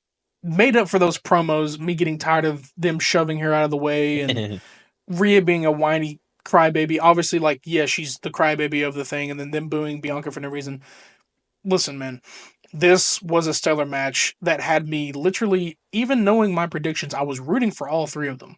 I don't even, like, I just love seeing all three of them in this dynamic, and it was amazing. The Best match spots, of all the Mania, in my dude, opinion. like, all the spots, all the damn, the moves off the turn, like, just the jumping, the springboards, everything. They all matched each other's chemistry. They all matched each other's movements. They knew exactly what they were doing and what show to how to open the show. Yep. But of course, Io retained, and I'm really excited to see what her potential future first feud will be. I kind of got a hint of what it could be, but I'm not gonna mention that until we get to Raw after Mania. But an Yeah. amazing match. Rhea Ripley. Oh Truly, yeah, Rhea in my Ripley opinion. came out looking like the the Batman who laughs. Yeah, that was crazy. Yeah, she had like literally white face paint on, red lipstick, and she had like this like headdress on that had like these skeleton hands, and like it literally looked like the Batman who laughs. Yeah. Some people might not Someone's a know who DC that fan. is, but I could put a image on screen, but if I forget, Google's your best friend. I'll just yeah. say it's like the Batman, like literally looks like Joker, but he's got like this like spiky headdress thing on around his eyeballs. I don't even know how he sees through that. I don't even think he does. I don't know how that I think works. he's blind or something. I don't Yeah, know. but it's pretty much like Batman, but Joker, and he laughs. I mean, the way I've always imagined it is it like stabs into his eyeballs. But Possibly, yeah. It probably does. But it was really cool. yeah, Yeah, and then I like Bianca had her normal entrance where like yeah, her again, I was gonna bring up stepdaughter. entrances like also this time the champion came out first. I've never seen the champion come out first like that. It doesn't matter, but it was very definitely a change up. But when I mentioned earlier about entrances, there's it kind of made it predictable in a way that like some of the entrances either told you they were going to lose or they weren't because Bianca had her stepdaughter and a lot of people jump roping with her hair. And then Rhea had that and then Io just came out normal. She just came out like herself. Yep. It's like it's like I'm either looking too far into these entrances or like I don't know, but the CM Punk one made me think like, well, they're giving this man the fucking win, aren't they? Because they're literally just giving this man everything. But it's like it is a good dynamic because even in Tiffany and Charlotte, like she came out like literally in a Oh Barbie yeah, box, which was a that was so cool cool. entrance. And then Charlotte comes out random. It's like, what are we like? It's just because even Roman Reigns had an orchestra, which is now his current theme song, an orchestra play his theme. And then Cody Rhodes came out. I don't even know if he wore the mask at the time. I think he did, didn't he? He had. Is that the first time he introduced the skull wing mask or something? Sorry, what? The WrestleMania 40 when Roman's entrance, he had the orchestra, which is now his current Oh theme song. yeah, And then I think Cody, that's when he debuted the winged skull mask. I think so. Yeah, so it's like they had entrances, It but was like a different Roman, mask this year though. yeah, like oh yeah, this one was insane. But Roman like had his shit, and it's like he's making like, oh, you're giving him like a godlike entrance, and he's probably going to win. But now it's the opposite. It's like, oh, if they got like a crazy entrance, then they're probably losing. But I was like, I don't look too far into it, but like, it's a dynamic you notice where one person has something better than the other. One has more pyro, and the other person comes out, and they're just like, oh, it's just like Gunther came out random. He was just like, didn't even. Oh, yeah. The man was angry the whole time, probably because he knew he was losing. Even though I'm sure I don't think he respects has an he issue. respects people. Yeah. I'm sure he respects Jay, and they definitely hug backstage. So we'll probably see a video package 6 months down the line of like behind the scenes of WrestleMania 41, and he's probably hugging Jay. Yeah. Um. And there's probably Travis Scott back there. Oh God. Oh God. Oh God. Don't even remind me. No hate to the guy, but dude, get him out of. Anyways. The Sin City Street Fight. Yeah. Drew McIntyre defeats Damian Priest Like he should have. in a match that I was not excited for until the drama and the promos and stuff and the interactions made it a little bit better. They did the best with what they were given. Yeah, they did the best. Like there wasn't too crazy. Like it was. The name is just another like special name for Extreme Rules. That's pretty much what it was. There was tables. There were I can't even remember if they had a trash can. There was one match or something that had a trash can. They had a trash can. They didn't make it to the which match did they who went into the crowd? It wasn't them, was it?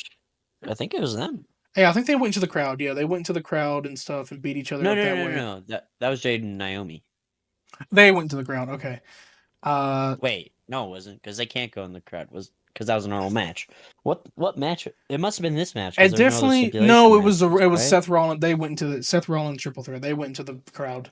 Yeah, they yeah, didn't go with this one. They stayed around the ring pretty much. Like they threw, they had that table spot where they set up 2 tables and they don't use it for like half of the match. And you remember it's still there, but then you forget. And then like, because I literally forgot, he pushed him into the tables. And I was like, oh, that's still there. Was a crazy spot. Oh, crazy spots, dude. They beat the living shit out of each other. Yeah. And then Drew McIntyre ended it with propping him up with a wedge chair in the turnbuckle and hit him with a claymore. 1, 2, 3. Drew McIntyre redeemed his win-loss streak, and now he's on not a winning streak, but he started his winning streak again. Great match. Honestly, like it wouldn't necessarily need to be your typical Mania match, but I mean, it was nice to have Drew on the card and Damian because if you look back, Damian is the reason why Drew is no longer World Heavyweight Champion. He came out and cashed in on him, so like it was good to bring that back as like a feud. Let's clean up this loose end because I think they planned that feud at some point, but the Punk feud was in the way, so this was their way of like, hey, remember this happened? Like, so it was a good way to tie up that loose end, but it was a good match. It was a good match. Damian, it made sense for Damian to really take that loss. Yeah. For Drew. It did. Because Damian hadn't lost. I don't think he's been pinned in like 8 months. I think he's been pinned since Gunther, but that was also SummerSlam, actually. Yeah, that was an interference, however, but yeah. So great match. Yeah. Oh man, this is the highlight of the night. The IC title fatal 4-way. My boy, Dom, dirty Dom, dirty Dom. Hell yeah, my guy, he fucking won. Finally, my favorite wrestler of all time has his first singles title on the main roster. I don't even have to say it. Go. Yeah, Dominic Mysterio defeated the odds of Penta, Braun Breaker, and his Judgment Day buddy, Finn Balor. And yes, we say that intentionally because he pinned Finn Balor. Finn Balor. Yes, he finned Finn Balor. What? See what I did there? No, yes, no, an amazing moment. Literally, even before the match got its climax, they were chanting his name just like he was. That's probably the one time that I'm starting to get used to the sing-along name of a wrestler chants.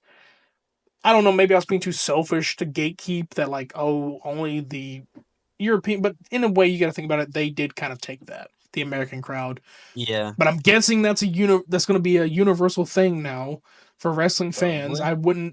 you couldn't put it past me if they started doing that in Saudi, depending Yeah. on how many people in Saudi can speak English well. Sami Zayn. I mean, honestly, I mean, I feel like it's going to become universal. Like, honestly, like if it's happening, it's happening. I shouldn't get pissy over it, but they're having I mean, fun. it makes But an easy way to chant most people's names. honestly, yeah, Cody Rhodes, and Roman Reigns, and now Dirty Dom. They could do more in the future. I think they did Michael Cole this past on the Raw. They were doing Michael Cole on Raw. Yeah. I was like, all right, everyone's getting a taste. As long as you Yeah. have at least, I guess, 2 syllables in your first name and then 1 syllable in your next name, you're gonna get that sing along chant. So that's pretty much it. Um, so yeah, he is now the IC champion. The crowd was erupting. It was amazing through all of it. Braun Breaker obviously was tearing through people for that first half, but Finn Yeah. Balor set up his coup de grace, hit the coup de grace, tried to pin who he didn't because they didn't even pin Braun. Braun Yeah, tried he to hit it pin on Braun. Braun, and then after, oh yeah, no, we're not even talking about that. Before that, he said Dom didn't give a shit at that point. He wanted to win gold. He set up Finn for the 619. That was And probably the he most jaw almost dropping did it. moment before him winning. But Finn Yeah. caught him, and then Finn said, "Fuck this shit. I'm not hiding my act anymore." And he started, beating up Finn. I mean Dom, and I was like, "Well, is this a turn here?" And I was like, "Oh," but then after that happened, everyone else gets involved, and then like I said, he set up Braun for the coup de grace, hits the coup de grace, tries to pin. Dom comes in with a frog splash because at one point there was a spot where he was going to hit the frog splash, and I believe someone knocked him down and caused him to, you know, hit his crotch on the turnbuckle. So Finn took that opportunity to hit the coup de grace, and then obviously they recreated the finish for the women's, which I'm like not too upset about because sometimes they do recreate spots for men and women matches. Yeah. Because how Io won is that Bianca hit the KOD on Rhea while she hit the 2 count. Io Sky hit the over the moonsault and pinned Bianca. Bianca. Yeah. And so now this time around, Dominic hits the frog splash and pins Finn. So like it was kind of cool to see like them replicate that. I don't necessarily complain about it, but if there's too much, I will complain. But it was actually a nice little callback because they did the kind of the same spot, but in a fatal four Yeah. way. What else? You need to make those moments because Tree. that's the best thing. And he pinned Finn out of all people, so like you think there would be tension, but Raw kind of had it. But we'll get into Raw. We still got Yeah. to finish night two, but But dude, Dom, when he won, when the crowd was chanting his name and cheering him after he won, I was crying, bro. I was screaming, I was crying. I I was think you like, took a brief moment and you were silent like after a little bit. Like I was talking and stuff, and um, my partner E was there. And she I've gotten her. She's become a fan. Uh, um, yeah, crazy weekend. Got someone to be a fan of WWE and got to witness all this. But yeah, you were quiet for a little bit because like I could genuinely tell like you were like tearing up a bit. Very very happy. He deserves it. He even ran back into the ring to get cheered again. He was hell happy, yeah. dude. Like they were happy for him, and even like the match he had on Raw, like we'll get into, like he even still had He was cheers. still Like getting cheered. there's Yes. some boos probably, but like they actually genuinely enjoy him as a champion. So Yeah, because for he me, deserves it's it. like I ever since I started watching wrestling, and Dom was the reason I got into wrestling. So I've only ever seen him like get booed because even when he was a face, he was still getting booed because people didn't like the nepo baby shit, right? So Yeah, it was like he's just been getting booed for so long, and now even at when he's a now that he's a even still he's a heel, but he gets cheered and he gets the love and recognition that he deserves that I've seen in him for ages, and it just feels so good, so good. that's the same with Rhea when she was like near her end. She was getting cheered even though she was still technically a heel. Um, at that end of the Judgment Day, like she was still a heel, Yeah. but they were cheering her because they were actually enjoying her more most likely than hating her. Because in the beginning they didn't like her. Well, they liked her, but like they were like booing because she was the bad guy. Yeah. But I think after her beating Charlotte at Mania is when they started to enjoy her. Because one, they didn't like Charlotte, but two, they were like they're enjoying this character. And people were starting to appreciate heels more than anything. The same thing with Roman. Like Roman was a heel, but they loved to hate him and hate to love. So like that's the same thing going on with Cena here. Is that they're enjoying it, but they're also like you have to play along and boo. Obviously, you're not going to cheer for a heel all the time. Um, but phenomenal match. Um, Yeah, I mean, by the way, people who don't know, I'm like the loudest person ever when watching wrestling, especially during PLEs. Like, just ask this guy.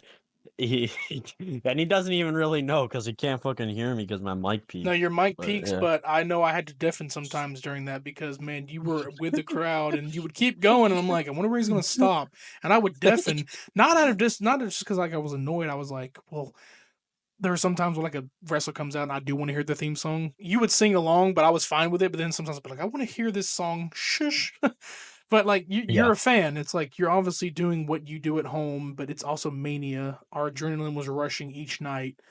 We weren't even planning before. We weren't even going to watch night two together. I think night two was going to be like a casual for us, but we were like, all yeah. three of us were like, we're going to watch it together. Let's go.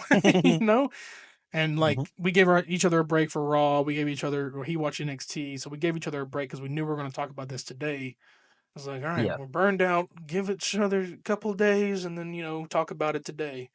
And then he's gonna leave me alone for the next. yeah, But the next match after that is like I see what they were doing here. Like they were throwing title matches in between. AJ Styles is amazing, man. I hate that he lost to Logan. Uh, yeah. Me too. I mean, it sucks that it is, but I guess there's storytelling there because Karrion Cross. Well, first off, the Jeff guy got involved in the match. This was a good match because they had their spots, they had their springboarding, they saved each other, they caught each other, they knew exactly what they were doing. It was underwhelming for me. It I'll was be honest. underwhelming given from like it didn't need to be on the match card at all, but Yeah, I feel the like a finish, SmackDown. yeah, it was a finish that you would see finish on Raw because it's obviously setting Hmm. up for a bigger storyline. So Karrion Cross or the one of Logan Paul's friends, Jeff comes in, tries to give him the brass knuckles, which is kind of a dumb spot given that like Logan is literally like in the Yeah. center of the ring and the ref is like looking right at Jeff. Karrion Cross pops up out of nowhere like the devil himself, grabs the brass knuckles, is like, nah, dude. Wait, it's also a dumb spot because apparently his fist is whatever. Fucking Yeah, stupid. I was gonna say like the titanium fish shit is stupid. The one lucky punch, but the thing is, it's not a blunt object. I feel like the brass makes that one lucky punch stronger than it is. I don't know, but I But guess they what's had the to. I guess they had to difference do. if they're both Well, they metal? had to do Like, something to make people hate Logan because Logan cheats. He could have done so many things, but I think like in a way he believes that the brass knuckles just and get the rid of the one lucky punch or only yeah use he it with doesn't the need that. brass He knuckles. only had that during Roman's shit with him and Roman, and then he just continued it. It's annoying. It's like you said, Big Show's Mm. WMD. I get it. Yeah, Big Show worst has a. finisher ever, I get bro. it. Big Show has a giant fist, but why don't you just keep doing the choke slam or his slaps and shit? Like, Also, it um, makes no sense. If one punch does it, then when you punch someone in a match, doesn't that also mean it should do the exact same that's what thing? I'm saying. 'Cause, Like, I get like, it. They don't really punch each other, but like, he's already punching people with that same hand, but then he does it when you're not expecting it. It wins you the match or it helps you win.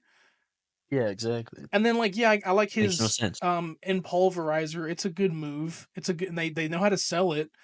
It's just like it just is setting up for a future thing with Karrion Cross and him trying to get into AJ's head, and he was Yep. there, and then he was just trying to get AJ to turn to the dark side, if you will, and he didn't do it. Um, so yeah, that shouldn't have been on the card. That could have been like a Raw match or something, and it could have led to Yeah. something better. You know what should have been on Raw though? I don't know why they didn't show it. That fucking interview he had after Mania, bro, or He whatever it had was. so yeah, Like, he did it the same day Raw, I believe. Well, because he had the same shirt on, so like I feel like he did it before Raw went on the air. Because he had the same shirt on, he had the same hair, and Scarlett had the same outfit on. So I think they did a podcast or something before that went on. Because it was filmed by WWE. You saw the watermark. yeah, He hit a work shoot promo on AJ Styles or no Logan Paul, and then he even like did it on WWE. I it thought felt this like man was I Miz back in the day. yeah, He I went thought this man was off quitting the on WWE. I Daniel thought he was Bryan. actually I thought he was Yeah. genuinely tired of the product and he was going to be gone. But then you see the WWE watermark. WWE, I think, retweeted it. So it's definitely a work shoot, but it was a great one. And I hope that, and Yeah. people have been retweeting it, talking about it. I hope that solidifies something for him. I think they did this to make him, I think he's getting back into that more devastating, menacing carrying cross, and we're I about to hope see that so. shit. We're about to because he was even like that on Raw after Mania. He was backstage, pissed off, ready to go. Not saying he's gonna Yeah. shave his head, but like we're about to see some new shit happening, and I'm ready. I'm ready for it because I'm ready for Karrion Cross to get back in the ring, He more needs that matches than usual. push. Yeah. Um. But yeah, that was a Logan Paul match, Yeah. and then Randy Orton comes out. And he's talking, and they show a video package on. A lot of people got a lot of video packages this week. It's crazy. 20th WrestleMania. This man's out there vibing. He's like, you know what? I'm here. I told you I was going to be here. I'm here to do a match. Somebody come out. Say his name, and he appeared. Joe I Hendry. believe in Joe Hendry. Joe Hendry shocked the world, making his first WrestleMania debut to be Randy Orton's open challenger. Erupted all over the damn Oh, place. Everyone's waving their hands, clapping, just vibing in. This man is like, this man's got goosebumps. Just this big crowd, bigger than Rumble. Like the craziest part is he was at Rumble this year, and now this. Uh, he it, was even on he was even on NXT NXT this week. last Yeah, year he was and on the, last and year. then he was on NXT. Yeah, he was all over NXT last year, and then this year he shows up again on NXT. Um, It Yeah. was a short match. It was not. I'm not going to call it a squash match. It definitely wasn't a berry match. It was a fun match. They had fun Yeah. together. It was everything it needed to be. Yes, I understand. Randy would have definitely had a great match with Kevin. They definitely would have had a great match together. But this was the only thing I could think of because everyone was talking about Aleister Black. I'm like, he's literally showing up this Friday, and then Yeah. Rusev, who we'll talk about soon. And then all the other like possibilities, and I get it, people want Nick Aldis, but I feel like if they're gonna do that, they're gonna give that to us one day. It's not going I to, like a proper but feud. probably Yeah. not at all. We don't know because Aldis didn't even show up on Mania. Neither did Pierce, but they rarely do. Yeah. But it was fun. I liked it. Joe Hendry hit his pose, got hit with an RKO, got pinned, and then Randy Orton hit his own version of Joe Hendry pose, and it was good. I liked it. It was a fun match. It was a nice little like fun sweetener in the middle. I don't care what anyone says. Oh, it was like, oh, it was short as hell. Oh, it shouldn't have happened. No, it was fun. Have fun, dude. Hell Literally, yeah. like two matches before the main event. Like, come on. Like, Randy's there to have a good time. Randy's there for a long to stay. He does at this point. Randy has done so much in his career. That was probably the best moment of his life right there in his 20th WrestleMania. Just because it's your Yeah. 20th does not mean you need to fight like a legend or, it's just that's just something that had to happen. And also they were scrambling for figuring shit out and they made the call for him and it was like, hey, Hmm. let's do it. Yeah. I I, Also, I enjoyed it. people who are saying Joe Hendry's buried or whatever, he's not. Like this actually helps Joe Hendry more than anything He else. gets to This say that, puts yeah, he even said it in the promo versus Trick. He was like, he's like, yeah, I took an RKO, but I did it on the grand stage of WrestleMania. He literally gets to say that he debuted at WrestleMania, the first TNA guy to debut at WrestleMania. He's the first one. Yep. So like, There's nothing you can. Yeah, I got RKO'd. Okay, I had fun while doing it. I had the whole Yeah. world. He had the whole world in a chokehold. Like, dude. Plus, gives more awareness to TNA. It shows like people who don't know about TNA. Well, now they do. They see Yeah. him as a TNA champion. Also, They yeah. see him. They're like, oh, maybe I'll go watch that. Yeah. Say that again. He's TNA champion. If anything, this makes his cred in TNA bigger and his presence in WWE even better. Mm-hmm. Just because Randy Orton, who is a legend himself, pins your TNA guy who you already know is definitely not going to win, because it's rare for TNA guys to win something unless you're signed over like Jordan Grace is. She's a part of WWE now, so that's a whole different story. So it doesn't matter if he wins or he loses. The moment is there. It's etched into your brain forever now as a WrestleMania moment. That's going to be on the headlines for the next couple of weeks. He Yeah. Even when he showed up the first time on NXT and he was eliminated 5 minutes into that battle royale, he was 5 seconds. he was okay, 5 seconds. He was still there. He Yeah. was still there. He still made a moment. If you make a moment, then you're doing something right. Like, it doesn't matter. He's not buried. He's obviously going to get carried more now, more than anything. And whenever his contract may end on TNA, he's definitely going to go over to WWE. As soon as it ends, Yeah, yeah, as soon as it ends. clearly. Yeah, I mean, depending on the Or if merger, they and buy it, if they buy it, like then he doesn't. He can just show up whenever he wants. But yeah, nobody understands how over he is, and it's like, this is not a burial. It's a fucking. It's an opportunity. So that was amazing. I yeah. don't care what anyone says. It was That the was a fun second match. loudest I was the entire Mania Yeah, weekend, bro. and I we was even talked popping about it. off. We even talked about it beforehand. Like, even during predictions, like, we'd be upset if it was Joe Hendry because we did want Aldis, but Joe Hendry showing up because we didn't think it was going to happen changed our entire Yeah, perspective. true. He was going off, and he was Yeah, singing the theme. I was I had to I deafen. was standing on my chair, swinging my arms like an I idiot. had to I had to deafen because I was like, you know, and it's just like, it was amazing. Like, it changed my whole perspective. I'm like, I'm glad he's here. I couldn't have thought anyone better, because, like, an open challenge is like, you gotta hope it's someone that, like, it makes sense for him to, like, pin. Because if you brought out like a Lesnar, because people were like, Brock Lesnar, I'm like, no. If you brought out Lesnar, well, then you're giving Lesnar the win, obviously. Yeah, and Randy needed to win. Yeah. So, And speaking of not needing to win, Liv and Raquel originally oh versus boy. Lyra Valkyria and Bailey. Bailey got attacked during the pre-show, or whatever. Becky Lynch returned. I'm fine with her Woo! returning. Becky Lynch is a legend in the women's division right now. She's literally a veteran. The decision was stupid because we both had chosen Liv and Raquel to retain. And we're going to tell you how Yeah. stupid that is, because a lot of shit happened the last 2 days that was the most stupidest booking I've ever seen in my life. So, Yeah. because she's there, because it's Becky Lynch and Lyra Valkyria won the tag team titles. She looked great. She's been training, she's been working out.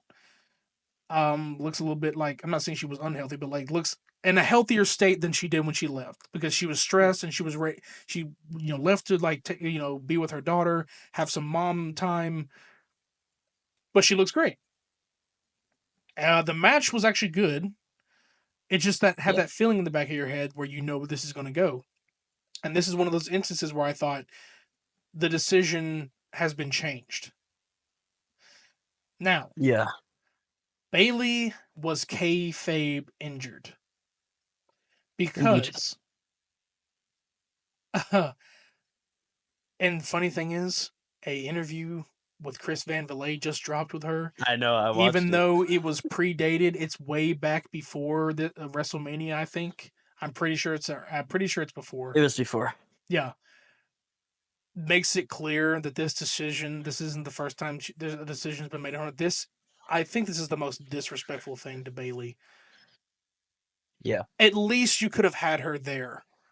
You could have had True. her in that match or something, and then something happens and Becky comes out to save. You didn't need to completely remove her. Or hear me out. Just have Bailey versus Roxanne on the card. Because they're setting that up and then Roxanne could have just got a moment. Yeah, dropped it. Roxanne could have got a moment. Or you could have just had like Lyra versus Bailey, like rematch that. Like you didn't even. Yeah, you want Yeah. at least to have Liv on there because Liv is one of the top women right now. You could have just literally just done something else. But Yeah. instead, they said, fuck it. Becky's here. Let's bring this is a way to bring her back. And I believe it's so disrespectful to Bailey from Triple H's booking decision. Wait, And did you see the interview where Triple H was like, I promise you Bailey will be fine. yeah, that just sounded like yeah. I, and that's what I'm saying. Like you're speaking on her behalf because you clearly don't know what she really feels, and everyone feels bad for her because now they're like wondering like what her time with WWE is going to be like. That the fact that she's not only wasn't on Mania after being the winner of the Rumble last year, having a title reign, and then coming into this thinking maybe she could become tag team champion with Lyra. I would have been fine, even though I knew the decision would have been Liv and Raquel. But now I felt because they brought Bailey in, or Becky in, I automatically would have disqualified that match if I thought about it. Because when these things kind of happen, like from our predictions, because when these things kind of happen, it's like it's random. Because we had Yeah. our predictions locked in for Liv and Raquel, but Bailey was on the card, and then it randomly was like, oh, she's out now the day of Mania, Yeah. so we couldn't change anything. And then Becky comes out, and our prediction still stood. It was Liv and Raquel, and then Becky and Lyra win. Mm-hmm. All because it's Yeah. Becky. Becky's going to come back. She's not going to take a loss at Mania. That's not how that works. No. I can't say that the decision wasn't Bailey and Lyra, but to completely have this storyline between Bailey and Lyra, them fight, she fights for the championship, she loses, and then she takes on an alliance to take on Liv and Raquel, and then write her out of Mania is the most disrespectful shit. And now I can see why her mood was the way it was when she was at Hall of Fame. Not only was she probably tired, but she was probably pissed the fuck off that she had to be there for that, but could not be in action. There's definitely a bigger story behind this, but I know damn well it wasn't her. She didn't have a choice. I really Yeah. hope that something changes for her. And if he says she'll be fine, you better be fucking pushing her to the moon, or you give her that IC title. Something. I know Becky's going for it. Becky doesn't even need it. She's had so many Well, Bailey titles. doesn't need it either, but But let's be honest. yeah, but now at this point, it's like you need to give her something. If you're gonna do that, if you're gonna take away her Mania spot, you better have fucking promised her something this year, at least, dude. That's because that's just messed up. Like, Yeah. Can I give my 2 cents? yeah, I'm sorry, I'm going off, but um. So I think. Also, first off, I just want to say, everyone, don't hate on Becky. Don't like send hate towards her just because she took Bailey's spot. At the end of the day, it's most likely not her fault. no, So I was one of those people. I went off, and he had to correct me, and I realized, yeah, it's booking, it's not the star. And she definitely wasn't back there and like, oh, so Bailey's on the card? No, no, no, no. It definitely wasn't her. I'm sure in a way she probably was like, oh, this is cool to be back, but it's like thinking about it, it's like they made a decision. I have to do this. yeah, Well, yeah, technically they can argue, but I'm pretty sure like it's Mania. Like, oh, well, we need to do this now. Like, show must yeah. go on. But yeah, so I think I was like looking at so after Monday Night Raw, and I was like calmed down. I was like, because I was mad when it first happened, but I calmed down and I was like, okay, it makes sense to turn Becky heel. It's gonna be cool to have that as Lyra's first IC title feud. It's actually probably going to be a really good feud. I think it's great to turn Becky heel, but the only issue is why not just turn her heel at Mania instead of making them win, then drop the titles less than 24 hours later? Yeah, Like that's the only issue. But I was still fine with it at that point. I was like, okay, whatever. They win the titles, they lose it. Sure, give another accolade to Becky or whatever. I don't care. But then it came Tuesday. Come Tuesday, right? Von Wagner.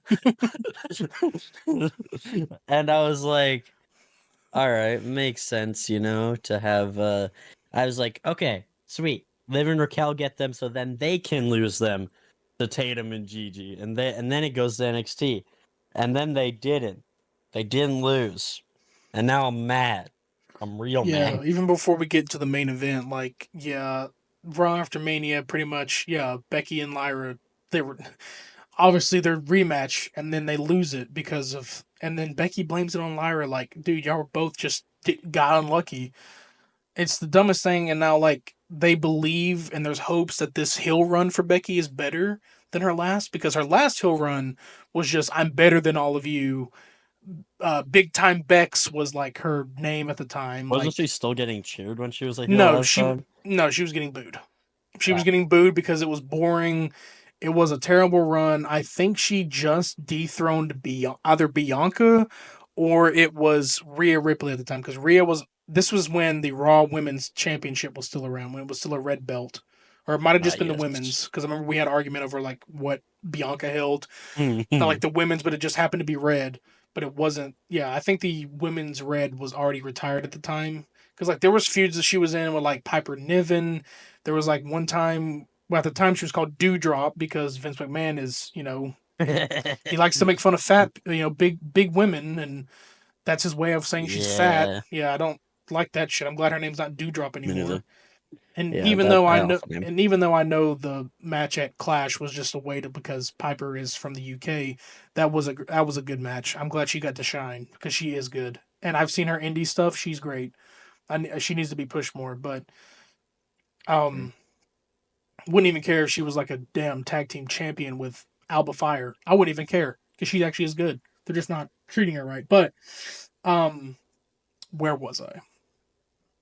Lyra, Oh Becky, yeah. Liv, Raquel. Yeah, it's just like like the first run as heel, it sucked because no one cared.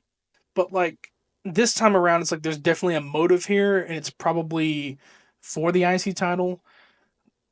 I don't know what the overall motive is here, but I know it's not going to be a heel turn of like, oh, I'm better than you.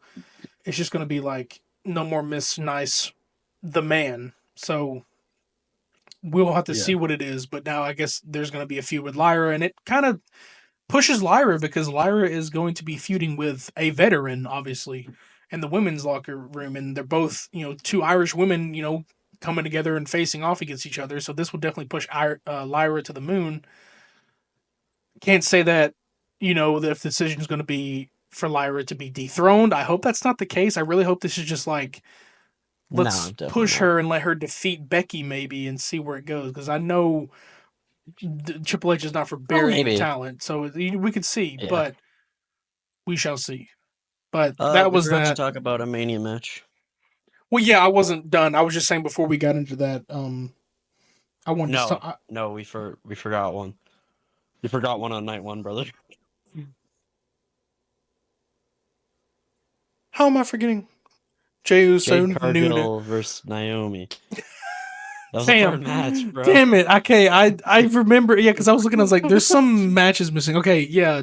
Sorry, guys. Not no hate to women. We just my notes I typed all around everything, and there was Nah, just you so hate much. women. Yeah, I do. Mm-hmm. No, Yeah. don't clip that. I don't. Listen. Jade Cargill versus Naomi. Jade Cargill obviously got the upper hand. We knew that was going to happen because she's the hero of the story.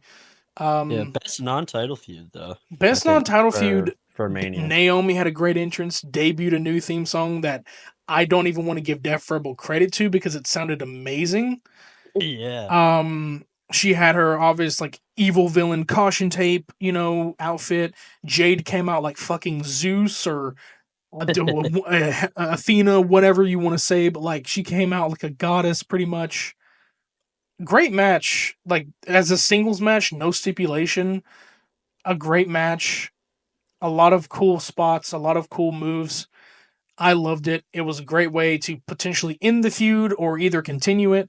I think for now it's going to be on hold, and definitely Naomi, or they may get back into the Bianca stuff because Bianca, and Jade haven't really had much interaction. They just Yeah. they see each other, but there's not much interaction there. So we'll see what happens there. Um, some people still think Bianca's involved, but I really don't think she is. But Yeah. that I was a good I match. honestly, yeah, it was a good match. That's all, Sorry really. that we I think it was forgot it. a pretty good Yeah, match. there was just a lot on those cards, man. Like I looked at my notes, Yeah. I'm like, yep, that's right. Nothing else. Nope, no women, no more women, no more women. Nobody else matters. No. Um In the end. it doesn't even.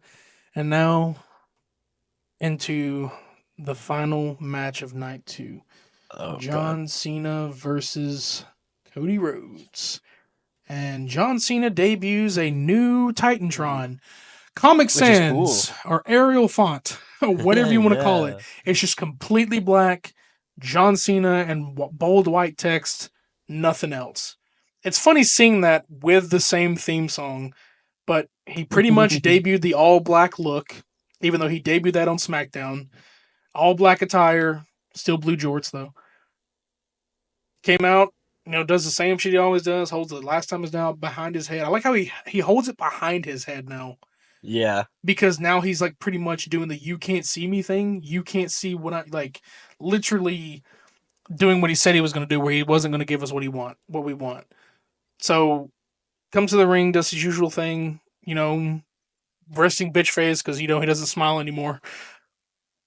He ain't got no smile on that body.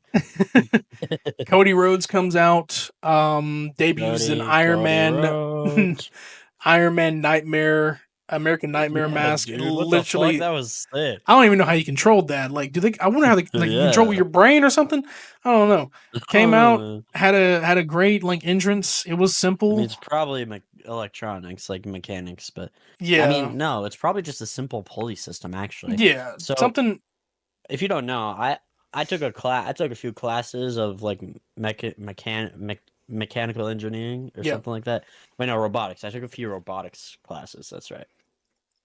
yeah, Yeah, I because don't remember shit. I noticed like these mechanisms because people have been making Iron Man like masks before, and this was really cool to see. Like, I guess like it's like maybe a muscle movement or something that you like do in that mask to make it open or something, but I can't really tell. But it just was Yeah, really cool. It was like a winged skull mask. It looked better than the one that he debuted with at WrestleMania 40 and any of the iterations that he's had. Like, because one of them was like way too big on his head and made it look goofy, but then this one like fit yeah, his head size and it opened yeah. He had up one at and SummerSlam, right? yeah. And then like his outfit I enjoyed. Like he had like velvet looking pant like ring tights on and stuff, like a damn red carpet looking like tights on. But all I can say is this match was in a way between the moves and stuff, getting to see John move more frequently and stuff than he even did in Elimination Chamber, and his last singles match was good. Yeah. The finish was fucking awful. Oh my god, The finish was complete horrible. dog shit. And learning some shit this week from what The Rock has said makes this match even ending worse now. Yeah, I saw that too. Um, but we'll before we even get to that, we'll finish this off. But yeah, so pretty much all their putting all their stuff in. They made Cody strong in this match. This man was already trying to get out of the STF even before it was locked in. Like he gets locked in, he's already fighting out of it. He's crawling to the ropes. Cena keeps pulling him back. There's some crossroads. There's some attitude adjustments. There's even one. There's an avalanche attitude adjustment off the top rope. Um, yeah, and then halfway between that match, Travis Scott comes out. No, it was On like a few minutes at the end, not a even few minutes halfway at the end, through. yeah, because like pretty much all it was like in the beginning they literally were like doing small little grabs and being very slow and Which was good. I saw people hating on that. I like no, I that. like when they do that because like they did that with Roman, like they stand there for a couple of minutes and they started off slow. Yeah, it's more traditional Cena's wrestling. matches have always been like that. I don't know why anyone's acting like it's a new thing. Cena has always, and if he's in the main event, they bask in the atmosphere. They start off slow, and then it's Cena's old school, and also him and Cody have had the same kind of, move set coming up in a way that like he does it all the time. It's just it's not as fast as like the last matches that Cody's been in. was a slow build up, and then middle they're hitting all their big moves and stuff, and all of that and everything. And near the end, Travis Scott comes out. Just Travis Scott. There's no sign of The Rock, no I final think The Rock's boss. gonna come out with him, but nope. Yeah, we all think The Just Rock's gonna Travis come out Scott. there, and like people were expecting too much here. I even saw rumors of I know like, I was. But... yeah, well, it's just because WrestleMania 40 ended in such a crazy cinematic experience that people wanted it again. Because if you think about it, people came out to help Cody, and John was one of those people. Nobody came to help out Cody this time. But this wasn't a bloodline rules match, or there was no bloodline. And also, people, in a way, believed, I would assume, believed Cody could have handled this shit.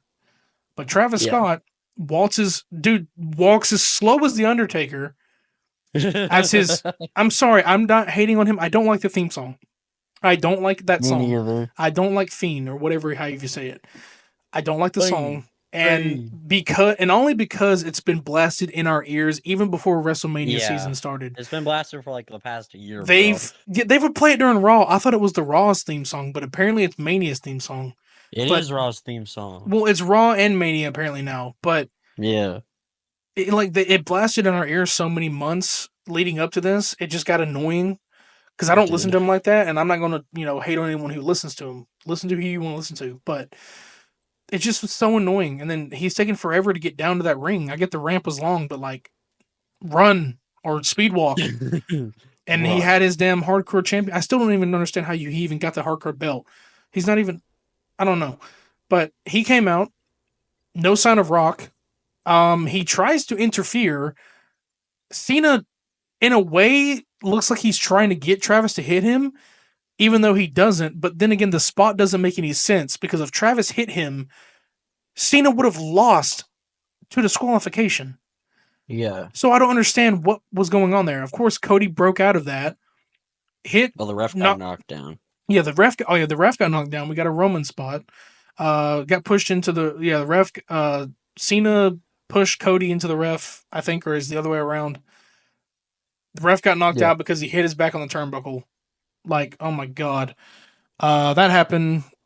Cody, I believe, hit Crossroads or something, or somebody hit something, and then they counted to 10 like they always do. And then that's when Travis came out. Referee was still dead.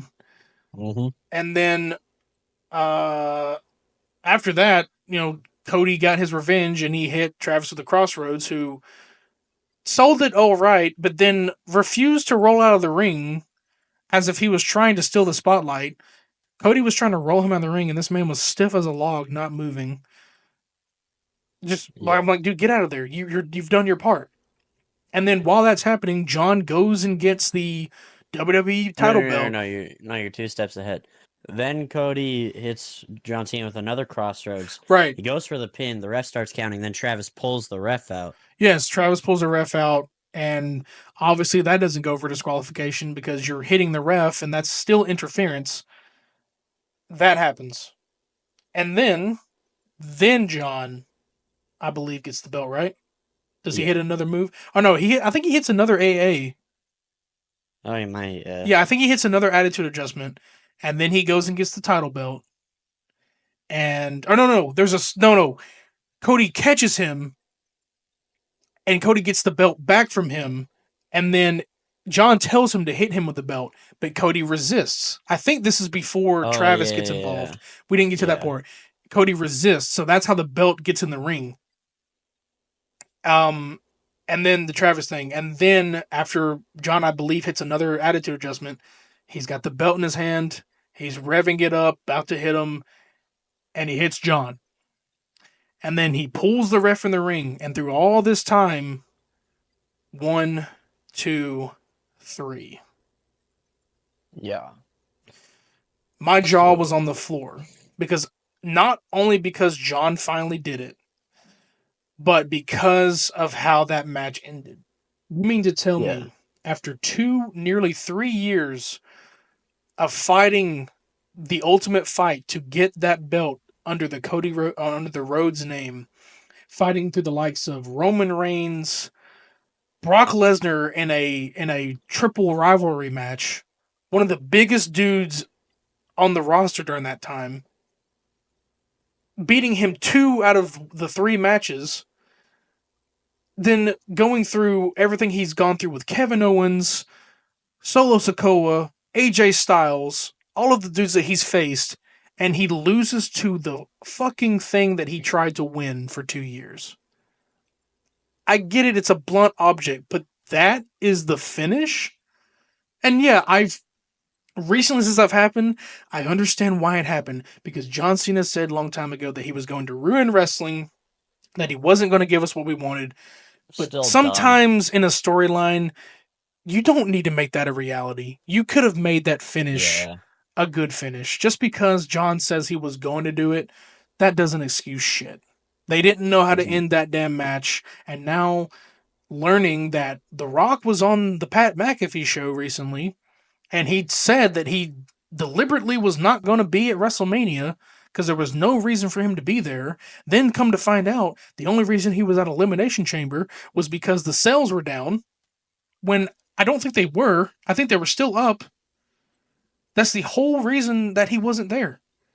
So he set up a storyline and he left WWE to pick up the pieces. So he literally was in Hawaii as WrestleMania was happening. We didn't get shit from him.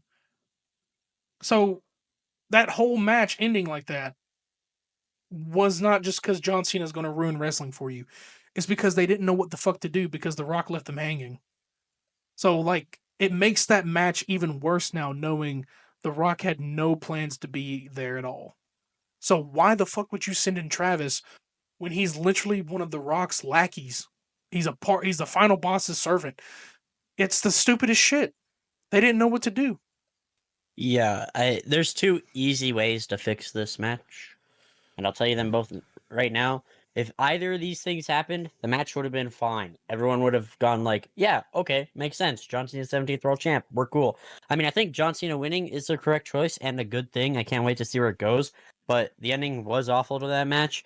And the easy way to fix it is just don't have Travis Scott. Because when you bring Travis Scott out, that makes everybody expect, oh, we're getting The Rock. I know. We're I was getting this waiting for person. We're getting this person.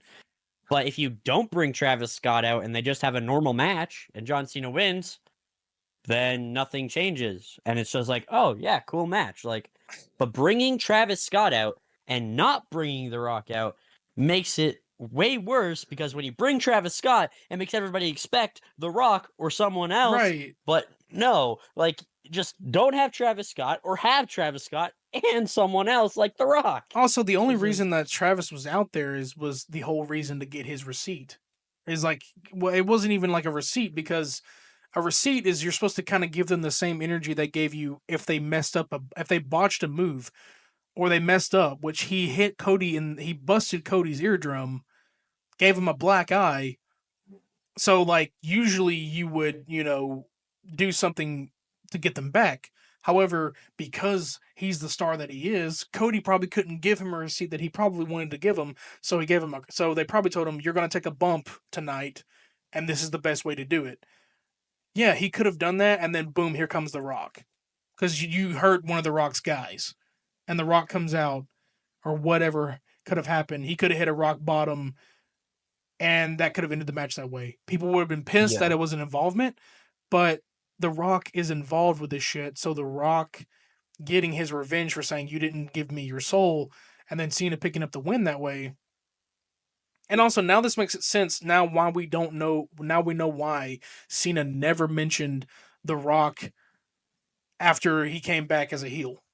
Because Rock wasn't going to be involved. It literally was not, it was just there to get a pop or to make that moment with Cena turning heel better than it was. That's what he Which literally ultimately, said. I feel like, can kill this run. Like, if The Rock doesn't show up again, I feel like this run is just like, what? And you know what that kills? That kills my theory for Rock versus Cena at SummerSlam. That's not going to happen now.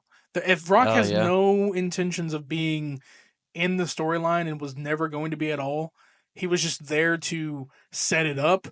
Like, what was the bad blood shit for? What the fuck was that all about? He didn't even get involved with Roman after that. And then apparently finding out that the sudden babyface turn on the Raw Netflix premiere, that was intentional. He didn't care. He wanted to break kayfabe. He did not care at all, and it messed shit up for them. And I feel like Cena turning heel was that saving grace. I it I don't even know that. I mean, Yeah. it made Maybe The night Rock is destroying wrestling. it made night one better, even though night two was the best night. But for the overall rating, like for this pay per view, 8 out of I would say an 8 out of 10, just because like Yeah. that match ended so abruptly. For you're literally getting blunt a foreign object is what ends ends his whole story of becoming the first Rhodes to have the WWE title is the worst ending. I don't care if he wants to ruin wrestling or he wants to take away from us what we want. You don't do it that way. You could have taken away from us what we wanted by defeating Cody. It's Yeah. it's just like, yeah, 8 out of 10. I could have even go for 7.5, but there was great shit on night two before it got to that moment, and even night one. And also, doesn't like why not just have John Cena win clean? Because his whole thing is like, I'm gonna be the last real champion. So it's like, well, are you really a real champion if you win like that? You know what I'm I guess saying? real champions cheat. I guess. I mean, Yeah, like yeah, it's such a weird decision call. I mean, honestly, Raw After Mania made up for it because now we're going to get into Raw After Mania. well, Um, wait, I still I want don't to know if talk there's about anything else WrestleMania. from. Well, we'll get yeah, because we're going to get into it. But I'm going to go ahead and let you.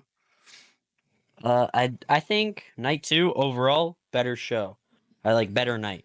Night two overall is better. Just the ending and the last few matches weren't that great. But night two overall had better matches and better storylines in my opinion. Yeah. Well, but night one like had the higher highs because it R- had the night one main event in the opening. Like I feel like if you just put the night one main event and swap it with the night two main event, I feel like people will be way less mad.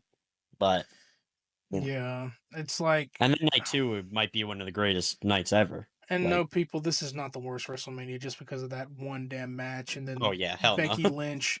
The worst WrestleMania will forever be WrestleMania 27. 27. Yeah. And it sucks because that's in my hometown. And that's probably the reason why they won't come back to damn WrestleMania. And the funny thing it is, WrestleMania 27 involved The Rock, and now this one doesn't. Okay. Yeah. They're probably never going to come back but I'm glad that they're coming back a lot for certain shows. But um, they're probably never going to come back for WrestleMania. I don't even know why they even made that decision, but there were some gems in that show, but mostly it was a terrible WrestleMania. But Yeah. but now we're going to get into Raw into WrestleMania because Raw after WrestleMania because apparently this one, Wait. One more thing. One more thing. Sorry. yeah, A lot of people are talking about John Cena this and John Cena that, but I want to ask you, where do you see Cody Rhodes going from here? he's obviously going to take a break.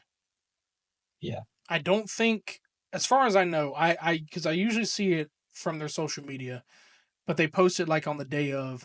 I don't think he's going to be at SmackDown. No. I remember seeing John Cena's schedule after winning, and that's kind of the spoiler why I believed he was winning. Because he's going to be there so many days, and I don't know Cody Rhodes' schedule, but I think he's going to take a break. I'm thinking he's taking a very long break, and I Probably. don't know where he goes from this because that's the top championship. Like he went straight for that. Yeah. So it's like I don't know if he, takes longer, if he comes back at SummerSlam, if he's the one to dethrone John, he could go back to him, and then it sets up for something more. We could get John and Randy, but I don't see Cena like dropping it at Backlash. I don't see Cena. I Yeah, don't no. even want to make those predictions yet because we're going to have predictions obviously for Oh Backlash. yeah. Because remember, we're going to have peeling predictions for everything. Every like podcast episode on that will be. So we can't even make it now. I mean, we can talk about it, but Wait, no, that's in 3 weeks, bro. that's in 3 weeks. Wait, two. No, three? May 10th. May the 10th is the 23rd right now. So no, Three. that's yeah, 3 weeks. Okay, Yeah. but yeah, yeah, because I mean, like, yeah, PLE predictions thing that I do is, or we do is like, it's not just going to be for WrestleMania. I'm not going to hype it up like, I normally do for WrestleMania since it's going to be, this is the bigger event. I'll hype it up for SummerSlam, but Yeah. we'll do the same format that we did for WrestleMania for every PLE. We'll just have our matches up. This time I ain't got to worry about 14 matches. I only got to worry about 5 or 6 or however many probably going to be 5. But, Yeah. um, well, before I cut you off, any more thoughts before we get into Raw after Mania? No, I'm good now. All right, so we're talking about that ending. John Cena opened up Raw with a promo. Pretty much Indeed. just telling us like I told you so, and then getting mad at the crowd for cheering him and telling him that he deserves it after And for they booing were, Cody. yeah, for booing Cody, called them hypocrites, which is a cool concept here where he's still the villain, but he was like, you booed Cody and you cheer for me, but you booed for me weeks ago. So it's like you're hypocrites and you don't deserve to share this moment with me, pretty much. Gloated himself, made himself, that I'm better than these people and I did it and I'm gonna, kept going off. I can't remember all what he said, but I remember him saying near the end, like, there's nobody faster, stronger, better. Dude was quoting Daft Punk lyrics. Better than John Cena, and the legend killer himself creeps up on John and hits John with an RKO. And funny enough, before it happens, John goes, shit! Yeah. And gets hit with an RKO. Randy standing over him with the title in his hand. Obviously, I knew this was coming because for some reason. Well, wait a minute. I What? knew it was coming. Well, I knew when I saw the Backlash poster, which they stupidly showed before Mania ended or Yeah. started. That's a bad thing to do, social media team. Don't show off a PLE that clearly shows who's going to be headlining it, which is going to be Randy Orton, which is a crazy poster. I love Same. the dark gritty posters. They're bringing them back.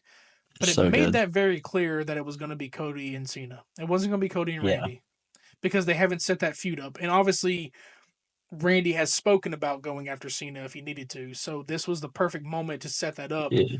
It feels like the old days again because this is Cena and Cody.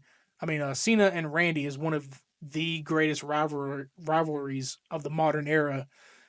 And I'm excited to see it Mhm. again. And the roles are reversed this time around. It's Cena as the heel Yep. and Randy's the face. Definitely going to be a phenomenal match. Yeah, also it's gonna be cool because this time Randy Orton's gonna be the one getting cheered and Cena's actually gonna be Right. getting booed because it's gonna be in St. Louis, hometown advantage for Randy, so he's definitely getting cheered. But unfortunately, he will probably be taking the pin, which is going to be a part of the predictions. Don't want to say them now, but we do Yeah. have to see promos and stuff over time. But I don't see an angle where it's like, oh, John won it, so now he's going to lose it. This Yeah, isn't no, no I Jey don't think so. Uso thing where he like loses right after he wins a belt. It's Jay's going to hold this belt Yeah. as well. Yeah, but because Jay was not on his retirement tour. This is a No, retirement tour. I yeah. doubt he's like Immediately after that, I think we already talked about this about Becky turning heel, living yeah. Lyra. We talked about that. The New Day celebrate Alpha Cat. They celebrate their win. Alpha Academy come out. Some awesome promo skills from Maxine Dupree.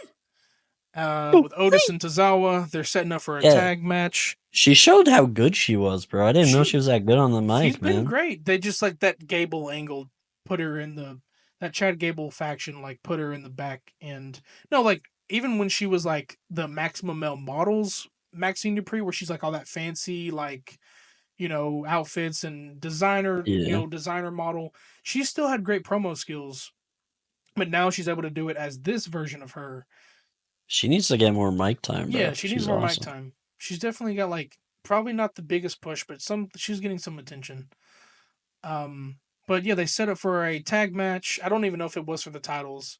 It might have been, but Otis and Tozawa were going to face off against the New Day, and then the lights go out, and there's just this like theme songs playing.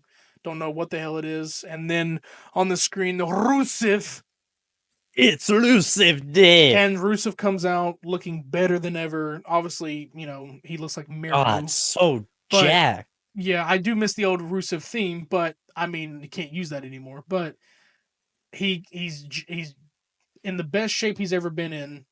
I believe he's heel because he came in, he attacked Alpha Academy.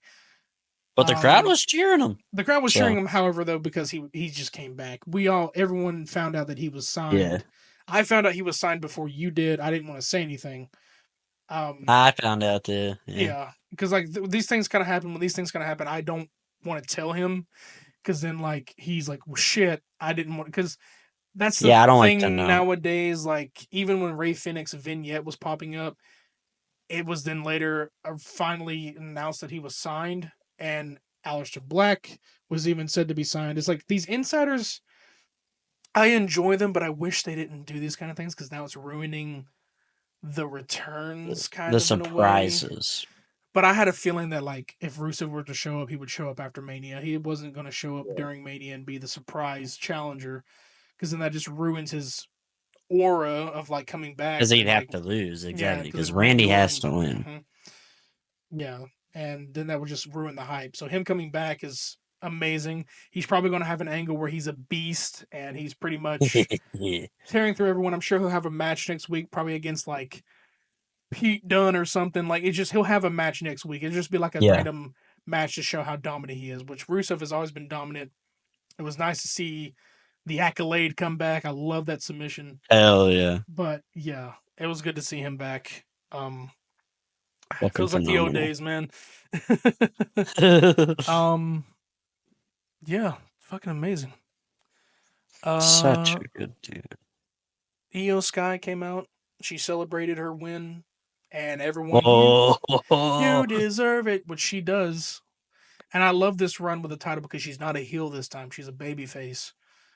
Even though she was over for getting the women's SmackDown's women title, dude, she's completely over. Or no, it was the women's title. Hell it was just still blue. But yeah, and she was completely over. And then La Primera, Stephanie Vaquer shows up. Man. And I'm telling you, every moment before and after the Becky shit made this show better. I was like, I was like, this is going to be the worst Raw after Mania. Even though the worst Raw after Mania was the 2018 one, I believe. And 2023 because of the Brock shit randomly. But no, this got better. Like after the Becky stuff, Stephanie Vaquer comes out. She's talking to Io, like, congratulations. Io is grinning dude. She's the most joyful person. So wholesome. She's always grinning and happy. I told, like, dude, before she wrestled in Vegas, she was on a blimp. Yeah. Across Vegas, and she was like, yay! Like, dude, she's so happy. Like, she's been she is a legend, and she's a veteran because she's been around for like what, 10, 15 years now? 20? Longer than that. Yeah, 20, like longer than that. But like she still feels like it's a brand new day for her. And she's just so excited that like she's the champion, everyone's behind her. But Stephanie comes out there and she's like, I've always been here to fight the best. And in front of me stands the very best. And we're thinking like, oh, this could be a backlash match. I was like, no, probably not. But then I was like, here comes Adam Pearce, and everyone's booing. I told you they don't like him. Yeah. They were booing the shit out of him. No, when he came out, I was like, what are you? Because they were like, let's do it right now. And he's like, he came out, and I was like, what are you doing? Don't you dare, Pearce. You fucking bastard. Oh, yeah, because he came out, he was like, wait, ladies, wait. And I'm like, he was just going to be like, no, you can't do it tonight. And people were like, oh, boo. Yeah, no, people are favoring Aldis over Pearce. I don't like that Pearce is getting the hate again, because in the beginning, they didn't like him. And then the favor went over, but that was before Aldis came in. But I do like them both, but Aldis is like above Pearce for me. But I think it's just because like Pearce is direct, and then Aldis is kind of in a way lenient. But if you push his buttons, he'll come at you. But especially the Mickey James comment, that was funny as hell. That man got mad. That man was about to take off his clothes and beat his ass. But But yeah, he comes in. He's like, "We're gonna have that match right now," and I was like, "Holy shit! Holy shit! Okay, this is This is Raw after Mania for sure." Because I even remember last year's Raw after Mania, Dragunov came out. I believe. I believe he came out the Raw after and he challenged someone. He won, obviously, but this one ended in a DQ because Julia and Roxanne Perez, which I'm pretty sure have formed somewhat of an alliance, I guess. Maybe? I don't Because it really seemed like know. it, but Roxanne came out first, and then Julia came in, and they were just beating the shit out, and then Rhea Ripley came in and saved EO, and from what I recall watching it back, she goes, "Nobody hurts EO but me." I was like, "Oh, that's sweet," because like it's like, or no, nobody can. I think nobody can hurt EO except for me, or lays a hand on her except for me. So like she's Yeah, because she protecting wants the her, title. yeah, but she's like protecting her in a way, but it's like, no, this is my business. Get out of here. Um, I thought in my head a Yeah. potential like tag match, like if they wanted to, Mm. but there's like 5 people involved, and there's only would be 4 people for a tag match. I don't think that's gonna happen. I don't really Yeah. know if like this is a way to say Roxanne's coming up to the main roster soon. Well, we already know that. She's gonna. Yeah, I feel like she has to do like one last thing in NXT, and then well, she's she gonna just fully did fight transition. Stephanie for the championship, and Stephanie retained, I believe. Yeah, she did. That doesn't solidify that she's leaving because there's still some unfinished business with Also, Cora. Julia came out after that and stared at Stephanie. So Yeah, there's some unfinished business with Roxanne and also Cora as well. yeah, Um, things are getting crazy. So that was really interesting, like to see. Like I'm glad to get to see like a crossover. Need that more because I need to see more NXT people over there sometimes. same. I saw some theories by some people. I saw like different theories. I saw some people saying like, well, this is what I was saying, but like maybe a NXT like takeover soon, NXT invasion maybe angle going on for the women. Yeah, because remember I saw somebody Takeover. Sorry, go ahead. some yeah, I saw somebody saying like maybe they're gonna bring back I think there's a PLE where it was like main roster women versus NXT women. Someone said they might bring that back. Because Takeover is Um, going to be in Perth, right? yeah, Yeah, so they're bringing Takeover back, which I'm glad for that. It's sure, been a minute since yeah. we've seen a Takeover. Also, speaking of like newer paper PLE, it's no longer going to be Clash of the Castle this year, but they're doing Clash in Paris. Ali, Um, we don't have any French wrestlers, but we don't. no, we have no French wrestlers. There's no Kevin Owens French. counts. How We dare have you? Maurice, but that's I meant like French Kevin Owens speaking. counts. I don't think he's a French Kevin Owens native. is French speaking. I don't think he's never spoken it on a promo before. Probably he probably He has speaks somewhere. French. He's Oh, French Canadian. I'm aware of that. I'm talking about like a French native, like French. You know what I mean? Accent can speak it fluently. I don't mean like Kevin He Owens. Like can. I think you don't think you understand what I'm meaning here. I mean, like, we don't have I French know. born. I We don't. understand what you Yeah, mean. You're we just don't not have wording it French right. born superstars. I'm The just only one trying to that I. get you to word it right. Ah, okay. I think the only I French keep born, catching you. the only French born superstar though, even though she's lost her accent, is Maurice. Um, Mm. but that's it. But obviously, like bring her back for what a random title match? Like I'm gonna the look it up. Miz is not even. I mean, yeah, I'm just saying like French American or French Canadian, like yeah, but it's like I meant French, like Yeah. completely. Yeah. Yes, I understand. I was just Do messing you with now? you. Do all of you? No. Yeah. But I mean, yeah. Andre was French. I mean, I don't think it matters though. Like they're not going to do that every time. Where it's like, oh, if we have someone in, if we're in France, do we? No, you could probably just still do another European superstar. Andre the But Giant was French. he's rest in peace though. He's dead. Well, yeah. So nobody right now. No, because I mean they probably don't have anyone. I'm pretty sure at some point they had. I don't know if eight. There was just some people they probably had back in the day, but Maurice is the only one I There can think was of. not a lot. Mm-mm. I'm But I looking mean, at a list there. but either way, I'm looking too far into it. It's definitely not going to be. It could be just a regular match card that doesn't have. It probably have one like a couple European superstars on there, but it's not going to be. It's just going to be a show for France or Yeah. Paris. It's another show for France. It's not going to be. Paris. Yeah, it's not just going to be because I mean I'm pretty I sure think they're Backlash was in France, so I don't think it means like we need French people. Like it's just another yeah. PLE. But I think they're just doing it because Backlash is in a different country this year. So I think they're trying to get, because France last year fucking killed at Backlash. yeah, So I they think had they want to try to give them a PLE every year now. I honestly yeah think that's gonna happen. So yeah because the UK has gotten, or Scotland has gotten Clash like 3 times now. So like I think they're gonna change it up every year. Like Clash in Paris, probably Clash in Brazil, Puerto Rico. They're yeah, probably gonna keep Clash, but it's gonna change a lot. So yeah, and also like they're probably not gonna do another Clash pay per view for Drew again or anybody, and we don't have Isla Dawn anymore. So it's like, oh, don't know what to do with that. But yeah. Piper Niven is doing her, but yeah, Clash in Paris. But back to Raw, or if you have any more thoughts. No. Um, we had the main event, which I'm. It's crazy to know when a main event's going to happen because now all of a sudden the new pattern that they're doing is having a promo at the very end of the show. So now It can end sometimes, anytime. yeah. So now it sometimes makes me wonder when the main event's going to be. But now I have to remember that there's a main event and then there's a promo to end the show. I'm okay with that Yeah. format. Sometimes I used to love it when the main event would end the show. But sometimes what I remember that when they end the main event, somebody comes out and says stuff when the show goes off the air. So in a way, I kind of feel like we get to see these promos afterwards. I don't know, but it's a new format that I'm getting used to. But Yeah. it kind of helps to set up for these moments and stuff to like, promos or some shocking shit can happen. But the main event was Penta versus Dominic Mysterio for the title. Our Hell boy yeah. JD Yeah. Big Head McDonough Hell yeah. has returned. He's not dead from that spot. He's returned, looks better than ever. Interferes in the match. Finn is out there. Carlito's out there. During the night, though, Finn obviously had tension with Dom.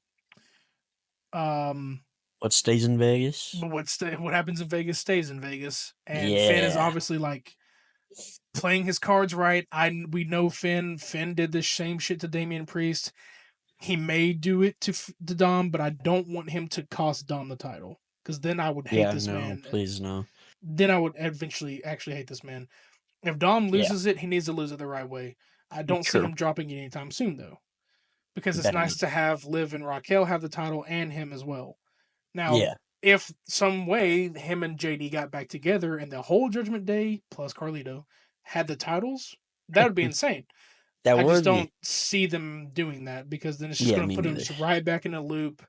And at some point, this entire faction has to disband. It's been around for so long, even Okay, though. yes, but wait. Listen, listen, Hear me listen. out. Okay. Um. So I've been very low on the Judgment Day. I've been interested in the Judgment Day as a Right. faction for like since the summer.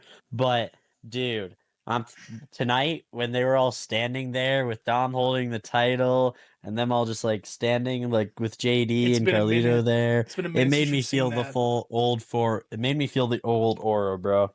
The old No, aura of it the felt Judgment Day differently. had Like, returned. and Finn was kind of like isolating himself. Like Yeah. they wanted to pull him in, but like obviously there's tensions between Liv, Raquel, Carlito's. Obviously, like I said, he's there. He's existing. Dom, It and made me love them again.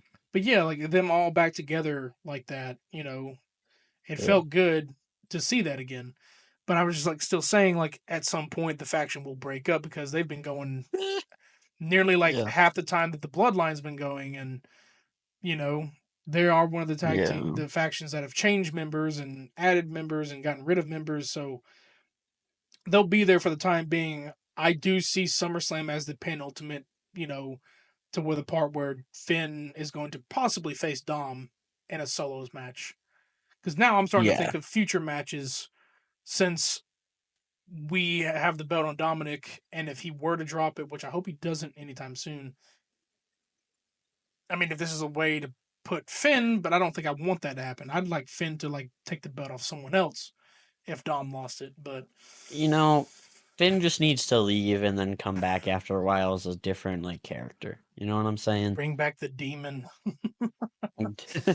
maybe Man, maybe not that, but he just needs a I think repackaging. the demon got buried. Edge buried the demon, and I think he's gone for a Roman while. and Edge, yeah. Roman and Edge.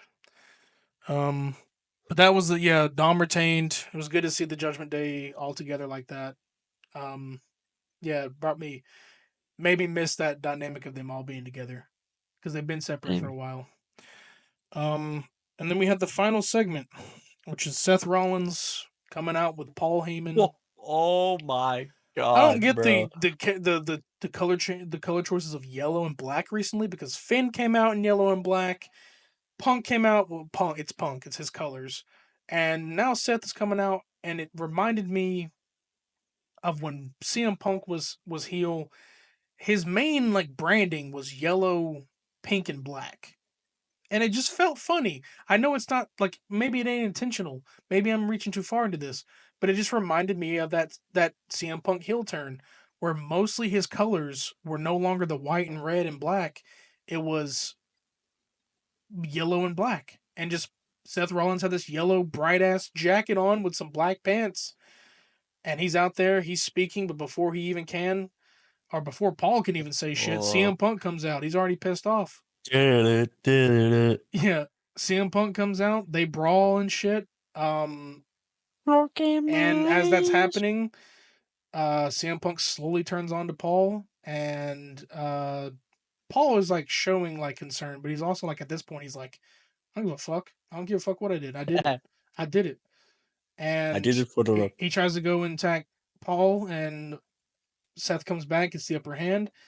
I'm pretty sure that he then hits a stomp on CM Punk. He does. And here comes OTC, Roman Reigns. Oh. Dun, dun, dun. Yeah, Roman Reigns comes out. It feels like at this point that Roman wasn't going to enter because the man stops for a bit halfway down the ramp. And the I thought, credits started playing. yeah, I thought he was going to come from behind because he was taking a very long time to come out. Oh yeah. And I thought that, and then he came right out, and then he got in the ring. First thing he does is he spears Seth, and Mm-hmm. then he lands a Superman punch on Paul Heyman. Fucking deserved. Ooh, Gets that man down. The whole crowd is hyped up, ready to go. Dude takes wow. off his shirt, shows off his Samoan tribal tattoos, getting ready to spear Paul Heyman, and then somebody fucking spears the shit out of Roman. Oh And yeah. it's Braun fucking Breaker. Ooh, ooh, This ooh, ooh. is solidifying the Raw after Mania hype. Braun Breaker going off.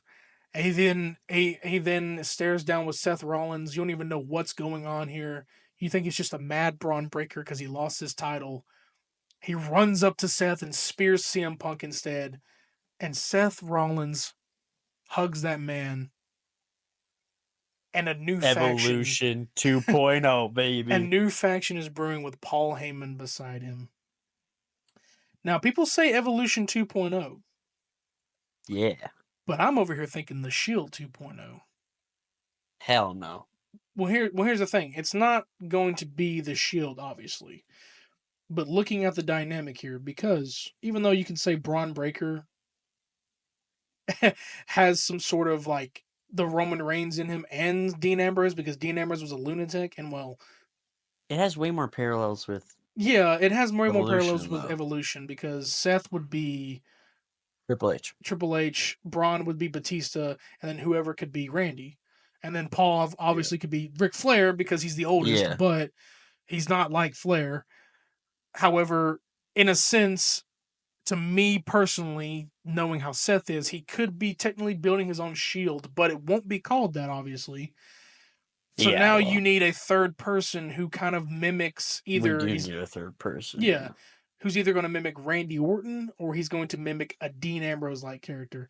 I Yeah. necessarily don't have any choices right now. A lot of I people actually saw a bunch of names thrown out there. I'm gonna just say one and I want you to tell me what you think of the name. These are just people's theories, these aren't mine. I've just looked at a okay. bunch of people's theories of who it could be. So the most popular one I'm seeing is Austin Theory. No. Why not? I'm not going to lie to you. Where does he necessarily fit here? Because I As get Randy it. Orton. He's like a Randy Orton at the time He because well Randy the Orton and Batista were nothings basically at the time. the thing is, Right. I'm basing this off of like people who have been over and interacting. Seth Rollins and Braun are both over names right now. Given the what happened with Jey Uso burying him in that squash match, and then them just being treating Waller and Theory as jokes and jobbers recently, the random push would be kind of not concerning, but random. No, yeah, but It so could was work, but like you Randy and need to break Batista and up. Evolution. That was You have also random pushes. well, yeah, but That Randy was the was whole point. already kind of like Randy No, was he wasn't. introduced as a new guy. Yeah. He came out of nowhere, but he'd been in the WWE because before he was in Evolution, he did come in for a couple of matches. He just wasn't over. Well, yeah, they were both in for a couple matches, but they Yeah, weren't like because remember, like Batista was popular like at the all. Leviathan, and then Randy Orton was like still himself. But no, Yeah. it could definitely be a decision, but you need to break up A Town Down Under in order for that to happen. Because where does Grayson Waller fit in? I He mean, they've doesn't. been building a breakup for like a year, so it They could have, happen but until they do easily. that, I don't see that happening. I don't necessarily know another name that could replace that because there's not I many still other have more names to guys. throw Well, yeah, out, go but ahead because I want to hear what you okay. got. I saw some people saying Jeff Cobbs, I believe the name is, which is basically a Samoan that's a free agent right now that a lot of people are thinking is coming to WWE. Mm, So, okay, I think I've heard that name. yeah. Saw that thrown out there. I saw some people saying Carmelo Hayes, which I think would be awesome. I feel like that'd be cool. You know? Fits the Randy pretty well. He's kind of the same kind of thing. All right. I saw some people saying if they wanted to add a female, I saw a lot of people saying Becky. I don't see that personally. I just don't think that would I saw happen. that. Yeah, I've seen that too. I don't think that will happen at all. She's definitely because like the thing is, there's rare moments when she and Seth have an interaction together in a storyline, and it's not always. But I think they both, in a way, prefer to work in their Yeah. own storyline instead of together all the time.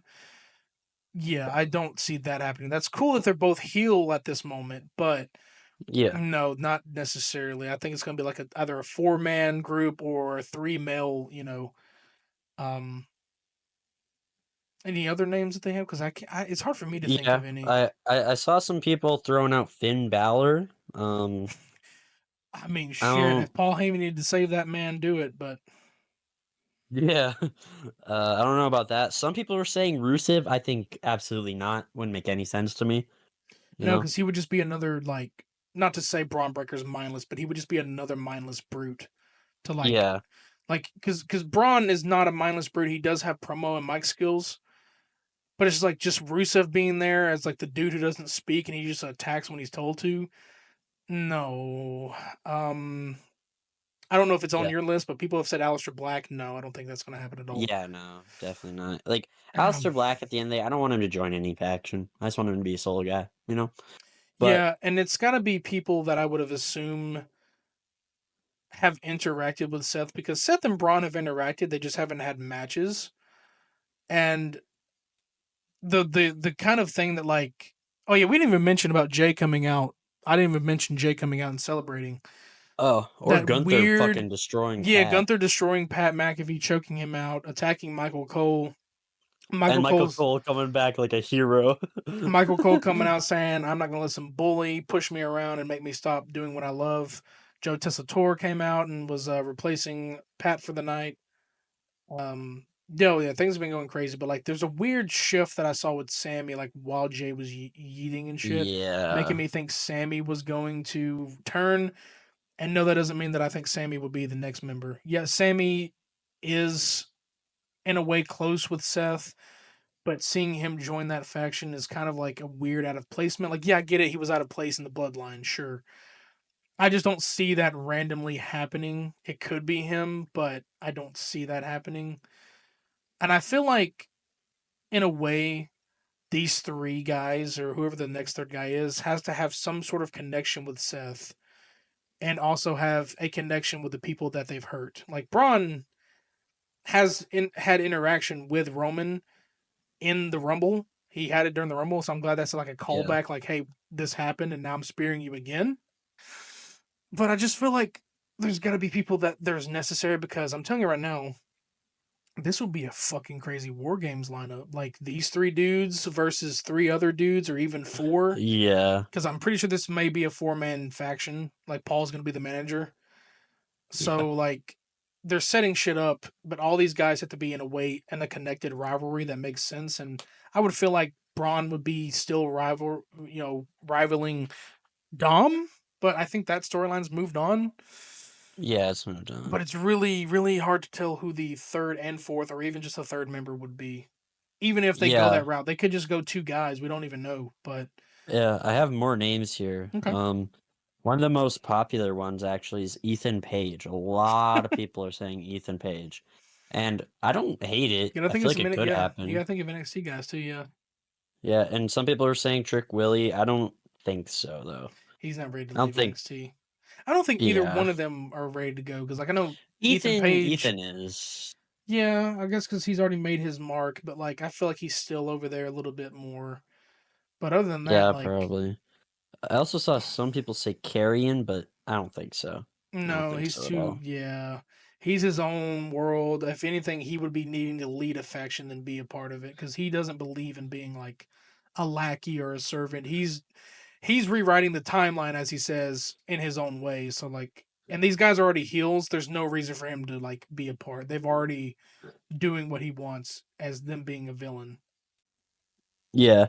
I also saw someone say, El Grande Americano because he's a legend of the business. He Uh just got huh. in Yeah. WWE. He should be in a Right. faction, Yeah. He deserves Did they some say that or push did to the main you? event. Because I don't know, man. Uh, I don't know. then I also saw a really interesting one that I kind of really want, which someone said Ilya Dragunov once he returns from injury, and I was like, He's been you on my know? mind this entire time, but yet I didn't want to say anything because I felt they would be stupid. I mean, yeah, him and Braun have history. Yeah. Team up would be crazy. At this point, though, it's like we'll just have to see where this goes because they could choose a choice that we don't even fucking think about. Because these names do work well. Some of them are kind of like, it's a bit of a stretch, but like I have seen people think about like theory as well because like where could they go from this and it's Yeah. a tough it's a tough thing, but it's like it makes you wonder if they're even going to go for another guy or if they're just going to be those two. But I feel like they're going to have another guy because like 2 and a manager, it's like it doesn't seem like they're going to be just a tag team. It seems like they're Yeah, no. building something. Seth is going to be the visionary, and then he's going to have his followers, his disciples. Yeah. Because I remember, he also had a faction at one point where like the AOP and Buddy Murphy was like, or Buddy Matthews yeah. was in a Yeah. faction. So like he could be building that again, and now you got Paul Heyman as the manager. So it's gonna be Yeah, I crazy. also saw a lot of people saying that they might just like add a tag team to the Yeah, group, and I was like, yeah, maybe. If they do, that's maybe what Fraxium? shit. God, that'd be crazy. I mean, that's what Karrion Cross did like with AOP. Like they were just they were just already a tag team. And it was mainly him and the AOP, and then you had Paul Ellering and Scarlett, but that had too many damn managers, and that shit didn't obviously go anywhere. But Yeah. unfortunately, because those guys are talented, they just didn't know what to do with them. But it's a mystery. It's definitely not gonna The be real revealed. one that should join though is Ricky. Ricky, Ricky! but I don't want to boo Ricky. I want to cheer him. Oh, good point, good point. But it's like at this point, it's really hard to think because there's definitely some names that we're not thinking here, just because either they haven't been on TV or they haven't been the center of attention in a storyline. It would be very interesting to see who, if they definitely won't show it until probably next Raw, because they're definitely not gonna be on Yeah. SmackDown. Um, but Ooh, what about Bronson Reed? I forgot he is injured. Yeah? That could work. That could work. I mean, dude. I mean, you got you got one big dude and you got a bigger dude and you got Seth Rollins. I mean, shit. I mean, they're trying to build the damn Thanos crew or whatever they're trying to do. Like they're trying to build this big faction. That would be kind of weird though, given that like Bronson and Seth have a Yeah. rivalry. So yeah, and I hope they're not like, oh, because he was injured now he's different now. Like, Yeah. no, I Bronson Reed, also if he came saw back, he would probably just destroy. He probably if Bronson Reed came back, he probably would have a feud with Rusev if you think about it. yeah, oh that cook, That'd be bro. fucking crazy. Dude, I can't wait. But because he'll probably return at SummerSlam, Yeah, so yeah, he's probably his injury's almost cleared up, I believe. yeah. But I also saw I saw quite a few people saying if it's a woman, Jordan Grace. And I'm like, yeah, I just don't see them adding a woman to this It's faction. like no, it's these are random kind of things. Like it'd be cool, but like it's random to like have her show up and then like she just is in the title scene and then leaving the main, leaving the main roster right away like Yeah. that. It's like, yeah. No, I don't think No. they'll ever do female because if not Becky, then no female. Because like, what other Yeah, female heel is on Raw right now besides Liv Morgan and Raquel? true. Uh, That's There's all no the one popular else. ones I saw. So I can't think of any, just because like it's mainly going to be dudes from Raw. Since like it's I can't think of any more. It's mainly dudes from Raw. yeah. Might be I think there's a good chance it's probably someone that's like injured or been away for a while though. However, there's one name we haven't thrown out: Oh. Drew McIntyre. However, he is mainly on SmackDown now, Hmm. so it's like, I just don't see it happening because he's too big. Again, I think yeah, he's too big. But Seth like, is gonna yeah, like get like joining forces with smaller Seth people. would be, yeah, joining forces with Seth. But yeah, it seems like these are going to be like small sized dudes. Like Braun is a little bit short, but he's not that Well, short no, that's to not be what I mean. Seth. I mean just like people who are in the mid card or lower. Okay, okay, yeah, yeah. I mean, well, Seth is not necessarily mid card. He is. Well, no, that's what I'm saying. Like Seth is trying to recruit people who are mid card Oh, or who's like lower he's still and above. bring them up. He's still above Yeah. him. Yeah, he's definitely trying to get some. Even though like Braun doesn't need the push, it's still cool to have. I couldn't think of anyone else if he was doing this. This is Yeah. amazing, and it's also a crazy switcheroo since he just came from defending his title, and now he's like, oh, now I'm in this alliance with Seth. It's random, but people like it because yeah, Yeah. and it also feels like he's trying to get people to match his enemies. Like Braun in a True. way matches Roman, but he's faster. So maybe it could be someone that matches Punk, even Yeah, like a though younger Roman. Yeah. yeah, a younger Roman and then like a younger Punk. But I have to. There's so many people that could be like Punk. I have to figure out who that could be. Yeah. Or maybe you're right, and maybe it is like a shield, so like a young Dean Ambrose kind of thing, but There's not really the only like kind of there's like not anybody who would no, the like only lunatic character I would know is like a Joe Gacy Joe kind of thing. Gacy. Yeah, Yeah. Joe Gacy or like any of the Wyatt Six, but they're not just randomly going to take that away and like, oh, here's Dexter Yeah, Loomis out of no. nowhere. Like Joe Gacy is like they're gonna be like, okay, what happened to the thing? But I know Uncle Howdy kind of thing. It's just gonna be somebody who can tap into the psychotic shit, or they can just be like Dean Ambrose before he turned, because he didn't turn really unhinged until after the Shield broke up because he went insane. So like he could just be that cold, calculated Dean Ambrose. He wasn't really Yeah. psychotic until after the breakup. Yeah. I listen, this is the only Raw After Mania I've seen, but I've seen a lot of people say this is the best Raw After Mania of all time. So is that true? That's a longer time fan that you are? See, like,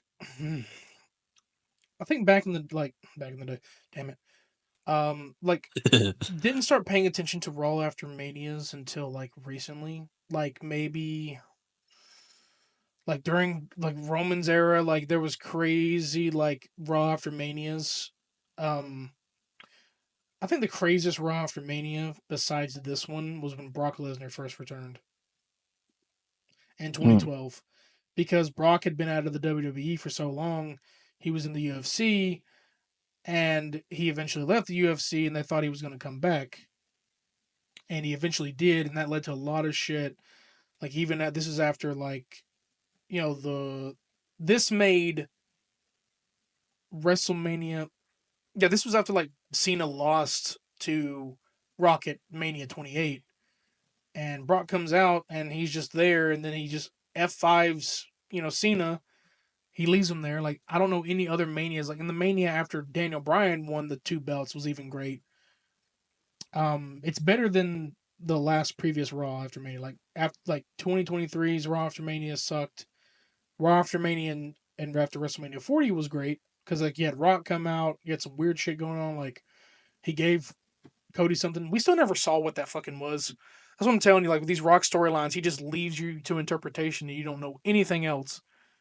Yeah. Um, yeah, so far it is the best one right now because back then, like Raw after Manias, I didn't pay attention to because around 2017, I started falling off. Like after Punk left, the Authority shit was going on. Like after that, like it started veering off. Like didn't care, so I didn't pay attention to any of them. But I remember 2018's and it was really bad. But then the Manias, like after, I'm not counting pandemic era because like obviously it was bad because like after Drew McIntyre beat Brock Lesnar for that title at 36 Yeah. with no crowd, and then the next night there's no crowd anymore. So like there you couldn't count those because there's nobody there, even though they could say it sucked because nobody was there. Yeah. Eventually, it started picking up better after the pandemic. It started getting better because obviously you had Roman and shit, so he was on after Mania, so it was definitely better. And especially the Raw after Mania 38 when Cody Rhodes came back, it started getting better after that. But 39, it went downhill because Brock Lesnar was there and turned on Cody for no fucking reason. Mm. So like Okay. 38 was good, but now this one has probably been the best since those few. I All still right. think 40 is better, but this one, Was just curious. yeah. Like I didn't start paying attention to like the Raws after Mania. Like I knew Raw after Mania for Brock Lesnar coming out was a Raw after Mania, but everything else like I didn't really pay attention to until now. So I Yeah. can't really say like all those years. But this is All definitely right. the best. Yes, sir. I don't have much anymore. Like I don't know if you wanted to finish the rest of your NXT because I know you mentioned like. Yeah, I'll do that really quick. Listen, folks, this is gonna be a rapid fire. All right. Yeah, going on Because 3 hours almost. yeah. Um, so Tatum and Gigi lost. I'm pissed. Worst decision ever. Anyway, Miles Bourne, Javon Evans teamed up for some random reason against Dark State. Noam Dar returns to fight Oh Lexus King for the yeah. Heritage Cup, and he wins. Let's go. You want to talk about that? No, yeah, I saw that. I saw Noam Dar return. Um and yeah, he beat Lexus King for the Heritage Cup. I like I said, I don't pay attention to much of it like I should just because I can't watch it, but like clips are enough. But yeah, no, I came across that. I saw like everything else, but I didn't see that particularly, and I was like, holy shit! Like he's not like the crate because I know like Metaphor is like also what's made him like he's been there, but Metaphor has like what heightened his. I don't know why he was out or whatever because it's mainly He's a been bitch. Lash Legend. Injured. Oh, he's injured. Lash Legend and Jakara Jackson mainly the center focus right now for Metaphor, and then he came back and then he just automatically beats Lexus King. I'm like, all right, but this Yep. NXT after Mania is even good. Like, holy shit! Like everything's happening. Uh, yeah, we even mentioned Joe Hendry came to NXT and like this Mm-hmm. time instead of like being an ally of Trick, he was even telling Trick like this and that, like you've been this way, you've been that way. You're a whiny bitch, You're a Trick. whiny That's what he bitch. said. Yeah, and Fuck then you, Trick. You're a whiny bitch. yeah, and Fuck then you, Trick. You're a whiny bitch. fuck you, Trick. Fuck you. Instead of whoop that Trick, it's just fuck you, Trick.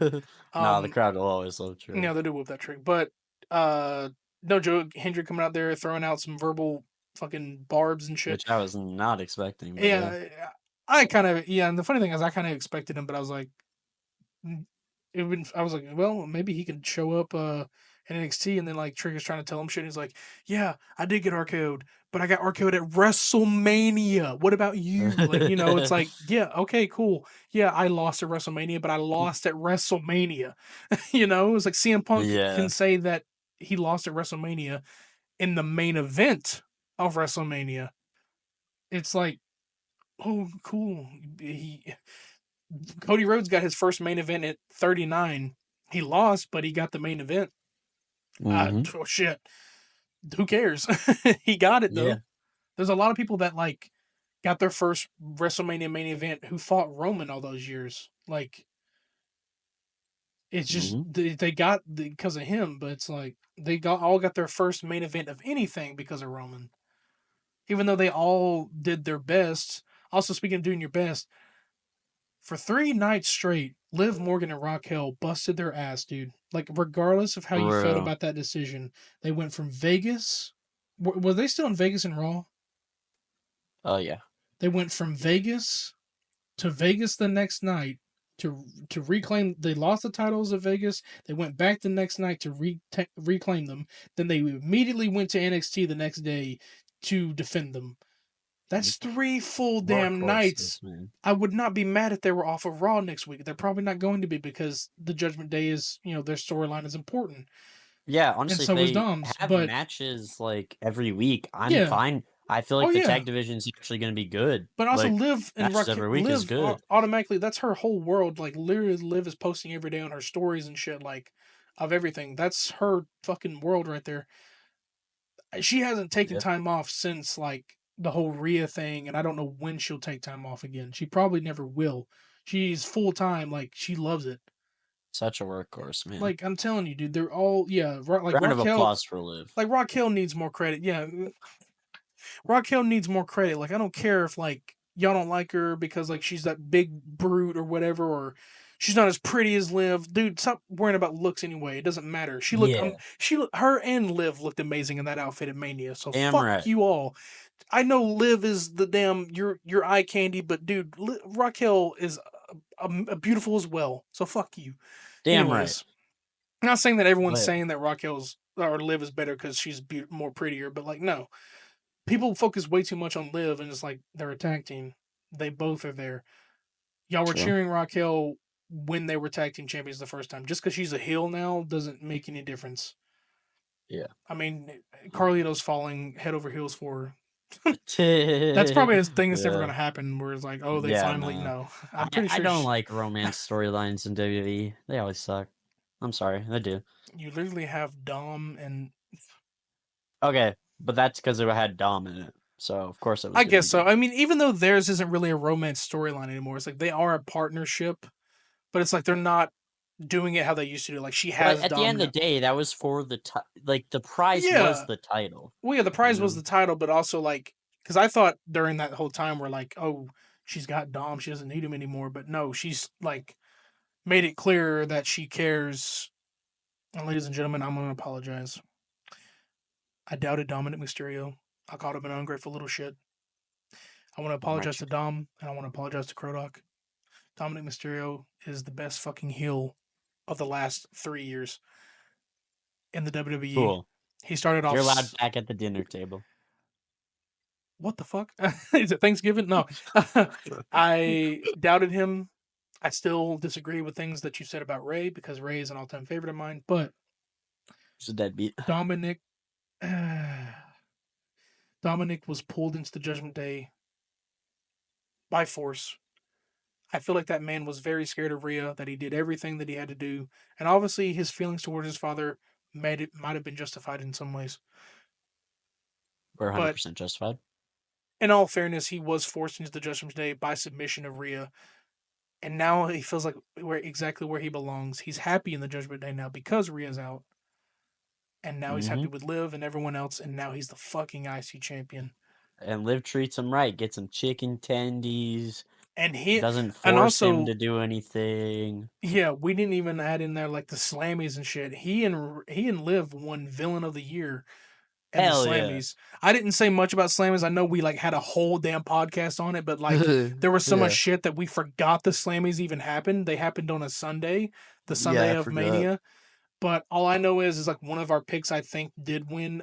Liv got Female of the Year. I don't know who Male Star of the Year was. It might have been Braun. I don't know. I'll take a look at them later. But like Alright. we technically didn't have anything for a podcast that day, so we didn't really know what to do. Yeah.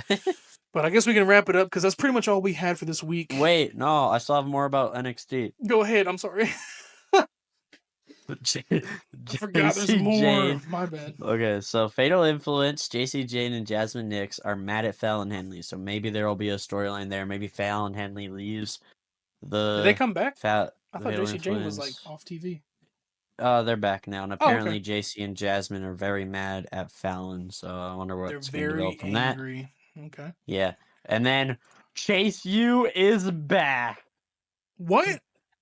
Yep. I didn't see Chase that U is part. back. Yeah, it's Okay. back. So like Thea's with him, Because or like it's just no. Andre and So Andre Chase just like there was just a video of Andre Chase opening up a suitcase with a Chase U shirt and it's like, "We're back."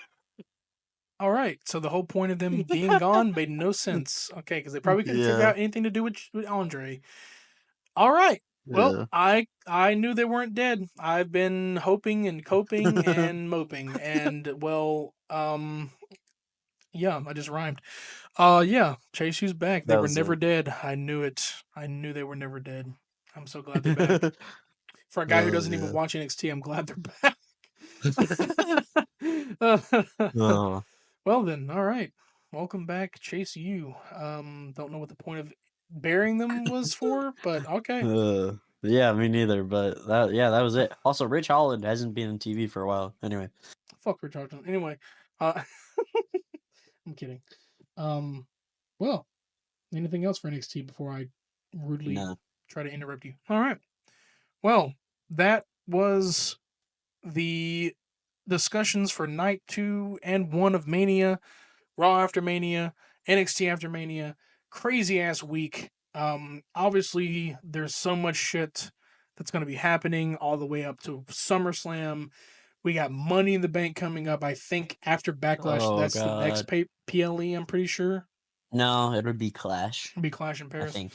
No. Would it? No, because I think Money in the Bank is like I think either before or after like July 4th. Wait, let me just look at the calendar really quickly. People, I promise it's almost over. Yeah, it's almost Um, over. Anyways, I hope you all have been enjoying this podcast. This is episode 7. We're getting very close to 10 episodes. I'm only stalling as he's trying to find the calendar, but okay, also yeah. I have the list for us. All right, all Okay. right. Listen. It goes Backlash, Saturday night's main event, NXT Battleground, then Money in the Okay, now you Bank and Worlds Collide, okay. then Evolution, WWE Evolution, They're then another bringing Saturday night's main they're event, bringing then that an back? NXT Heatwave. Yeah, apparently. Then SummerSlam, then Clash and Perry. Wait, Clash and Perry is after SummerSlam? I guess Wow. so. Okay. Well, Yeah, because it's at the end of I remember August, Clash at the apparently. Castle was before SummerSlam.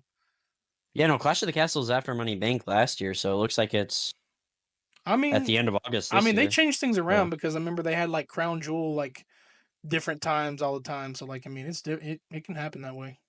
but yeah, that's all the confirmed stuff. So, And I'm obviously, of course, Crown Jewel is going to be in there or something.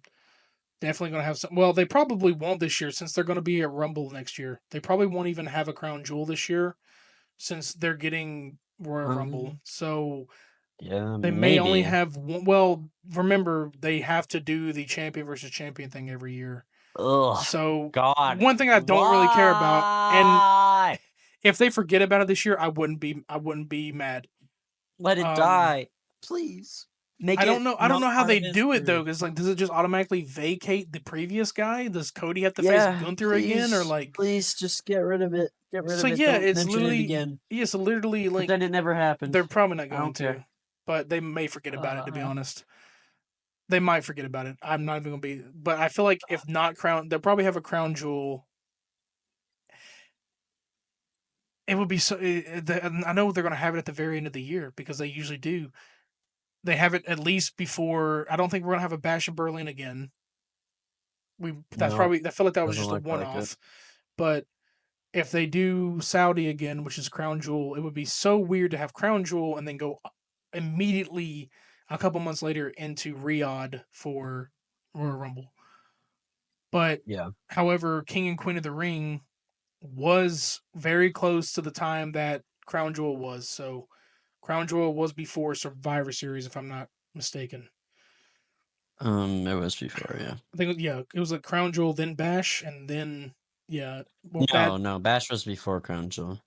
Bash was after Bad Blood, right? So Crown Jewel, Yeah. then Bad Blood. Okay, yeah, that makes sense. And obviously, we're gonna have some random ass Saturday Well, Nights no, Arena. it was Bad Blood, Bash and Berlin, then Crown Jewel, Damn. then Survivor Series, And then then Elimination in Chamber, between then all of this, WrestleMania. you're gonna have some random ass Saturday Night's main event. Those don't count Yeah. towards They're not PLE canon. predictions. They're not canon. They're canon, but they're not canon to us and PLEs. Like we don't No, they're do not even canon to WWE, bro. Let's be honest some. here. Yeah, some things happen in there that don't make sense because like you had Jacob Fatu beat the shit out of Braun Strowman, and then he comes back fine, and then we want to erase those previous Gunther J matches from our mind because he lost like so many times. Um, Yeah. well, given that they only had a match once on that PLE, but uh, we don't count those because they're also counted as a regular show because they're even on cable. They're if you don't Well, have the Peacock or reason Netflix, they're on we don't NBC. count them because they happen more than once a year. They happen Our more. criteria is it has to happen once a Yeah, year. but it's not a PLE either. It can act as one because you can watch it on Peacock and Netflix, but it's also on NBC, which is cable. You actually can't watch it on Netflix, but Oh, okay, Peacock then. But it's also acted as a cable brand show, and I think Saturday Night's Main Event nowadays is another just branded show. It's not a PLE like it used to be back in the day. But they used to have Saturday Night Main Event all the damn time, so it's pretty much a brand show. yeah. So no, we don't count that as a PLE prediction. Not canon to us, so it doesn't really count. So it's just another Mhm. show. We could talk about it, but it's not going to be like a PLE. So, like he said, it happens Yeah. more than once. But, anyways, we're getting at a 3 hour mark. I guess we're gonna wrap it up here. Do you have any Yep. final thoughts? Final boss. Did I talk about how I'm obsessed with Elden Ring? Yes, you did at the beginning of the podcast. Oh, yeah. You very much Listen, did. everybody. Yeah, I'm just obsessed, okay? I can't help it. I can't. It's stuck And in like my I said, I'm brain obsessed with emulation constantly. only because it's your fault. But being able to play old Ugh. childhood games, I've been I mean, I've been dabbling. playing Skylanders with emulation. That shit's I've fire. been dabbling into the old WWE games, and I'm thinking about making a Ooh. series on ranking them and Mm. playing around with some stuff because like this channel needs more spice rather than just streaming and ranting about how fucking stupid you are when you trash a Minecraft theater in Minecraft. So yeah, whatever. But yeah. Next, I'm I pretty might go see sure that movie soon. you're gonna go see it in theaters. Maybe. Don't fucking trash it. I swear to God. No, I'm just kidding. I Um, won't. I know I'm you scared won't, but someone I'm. else will. Well, that's what I'm saying. Like, I'm not going to those theaters because of that fact. I don't want to be rained down with soda and popcorn. Um, if I decide, I definitely will probably watch the movie because I want to give my criticism on the movie. I I want to see haven't. the shit show. I haven't been able to give my criticism. Like, I shit talk it for fun as a joke. Yeah. I enjoy like I don't just shit talk it because Chicken jockey. oh god, popcorn. No, like I want to actually have a criticism and say, hey, my experience on it. I like to critique things and not judge them and say it's shit just because it looks corny and wonky. I'm not Yeah. gonna hate it because people. I don't like the people who are trashing theaters. I'm not gonna hate the movie because what the people are doing. Hmm. Audience versus movie is different. Like Rotten Yeah, I Tomatoes know the and movie's gonna be bad. That's why I want to watch it because it's gonna be fun bad. You know, it's a movie well, that's that's what I've bad, heard. but it's People said it's fun. bad, but people still had fun. So I'm like, okay, Yeah, very interesting. It's Um, like Five Nights at Freddy's. Bad movie, really fun though. what are you trying to? No, I'm kidding. Yeah, I mean, yeah, it was a fun bad, but not the worst. It was a great start, and like for a movie, Mm, it managed to look well and not look like those fan movies that came out before. Because there was FNAF fan movies that came out. They looked better, but some were like kind of cheesy. But like they got the looks of the animatronics, and the story was weird. But anyway, we didn't want to you're do a telling me that movie. movie wasn't cheesy? I Yeah, it always was. come back. Well, yeah, it's meant to be. They had to make it cheesy I because the know that's the game thing. story is cheesy. How the game's True. lore went as So was the Markiplier talked pizza. to. Yeah. Ha ha ha. Um, but yeah, next week we're probably going to do the. Yeah, we're definitely gonna. I don't know if you want to do that. Do you want to rank the Mania matches, even though we pretty much did that this podcast, or do you want to find No, something because else? what we talked about today was not the matches themselves. We were talking about them overall, the storylines, everything about Mania. Okay, we didn't rank the actual matches. I feel like that's gonna be a very short podcast for 14 matches.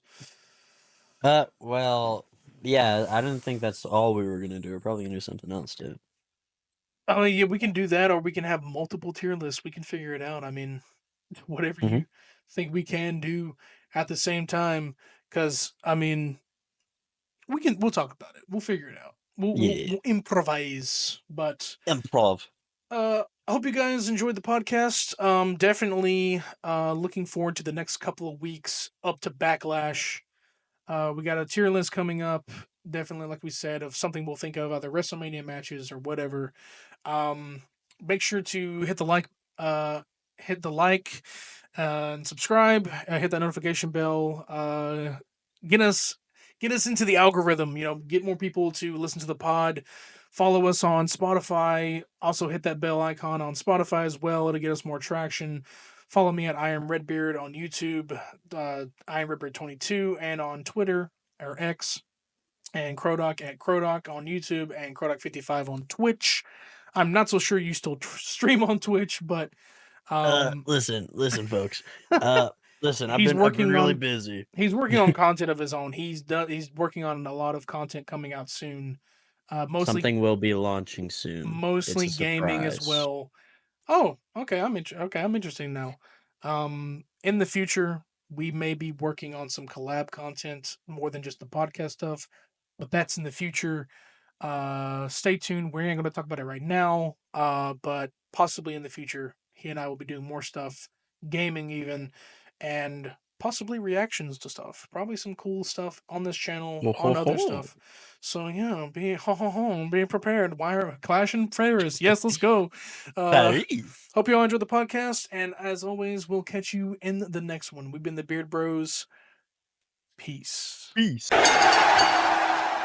Dumb, dirty, dirty, dumb, dirty, dirty, Dirty dumb. dumb.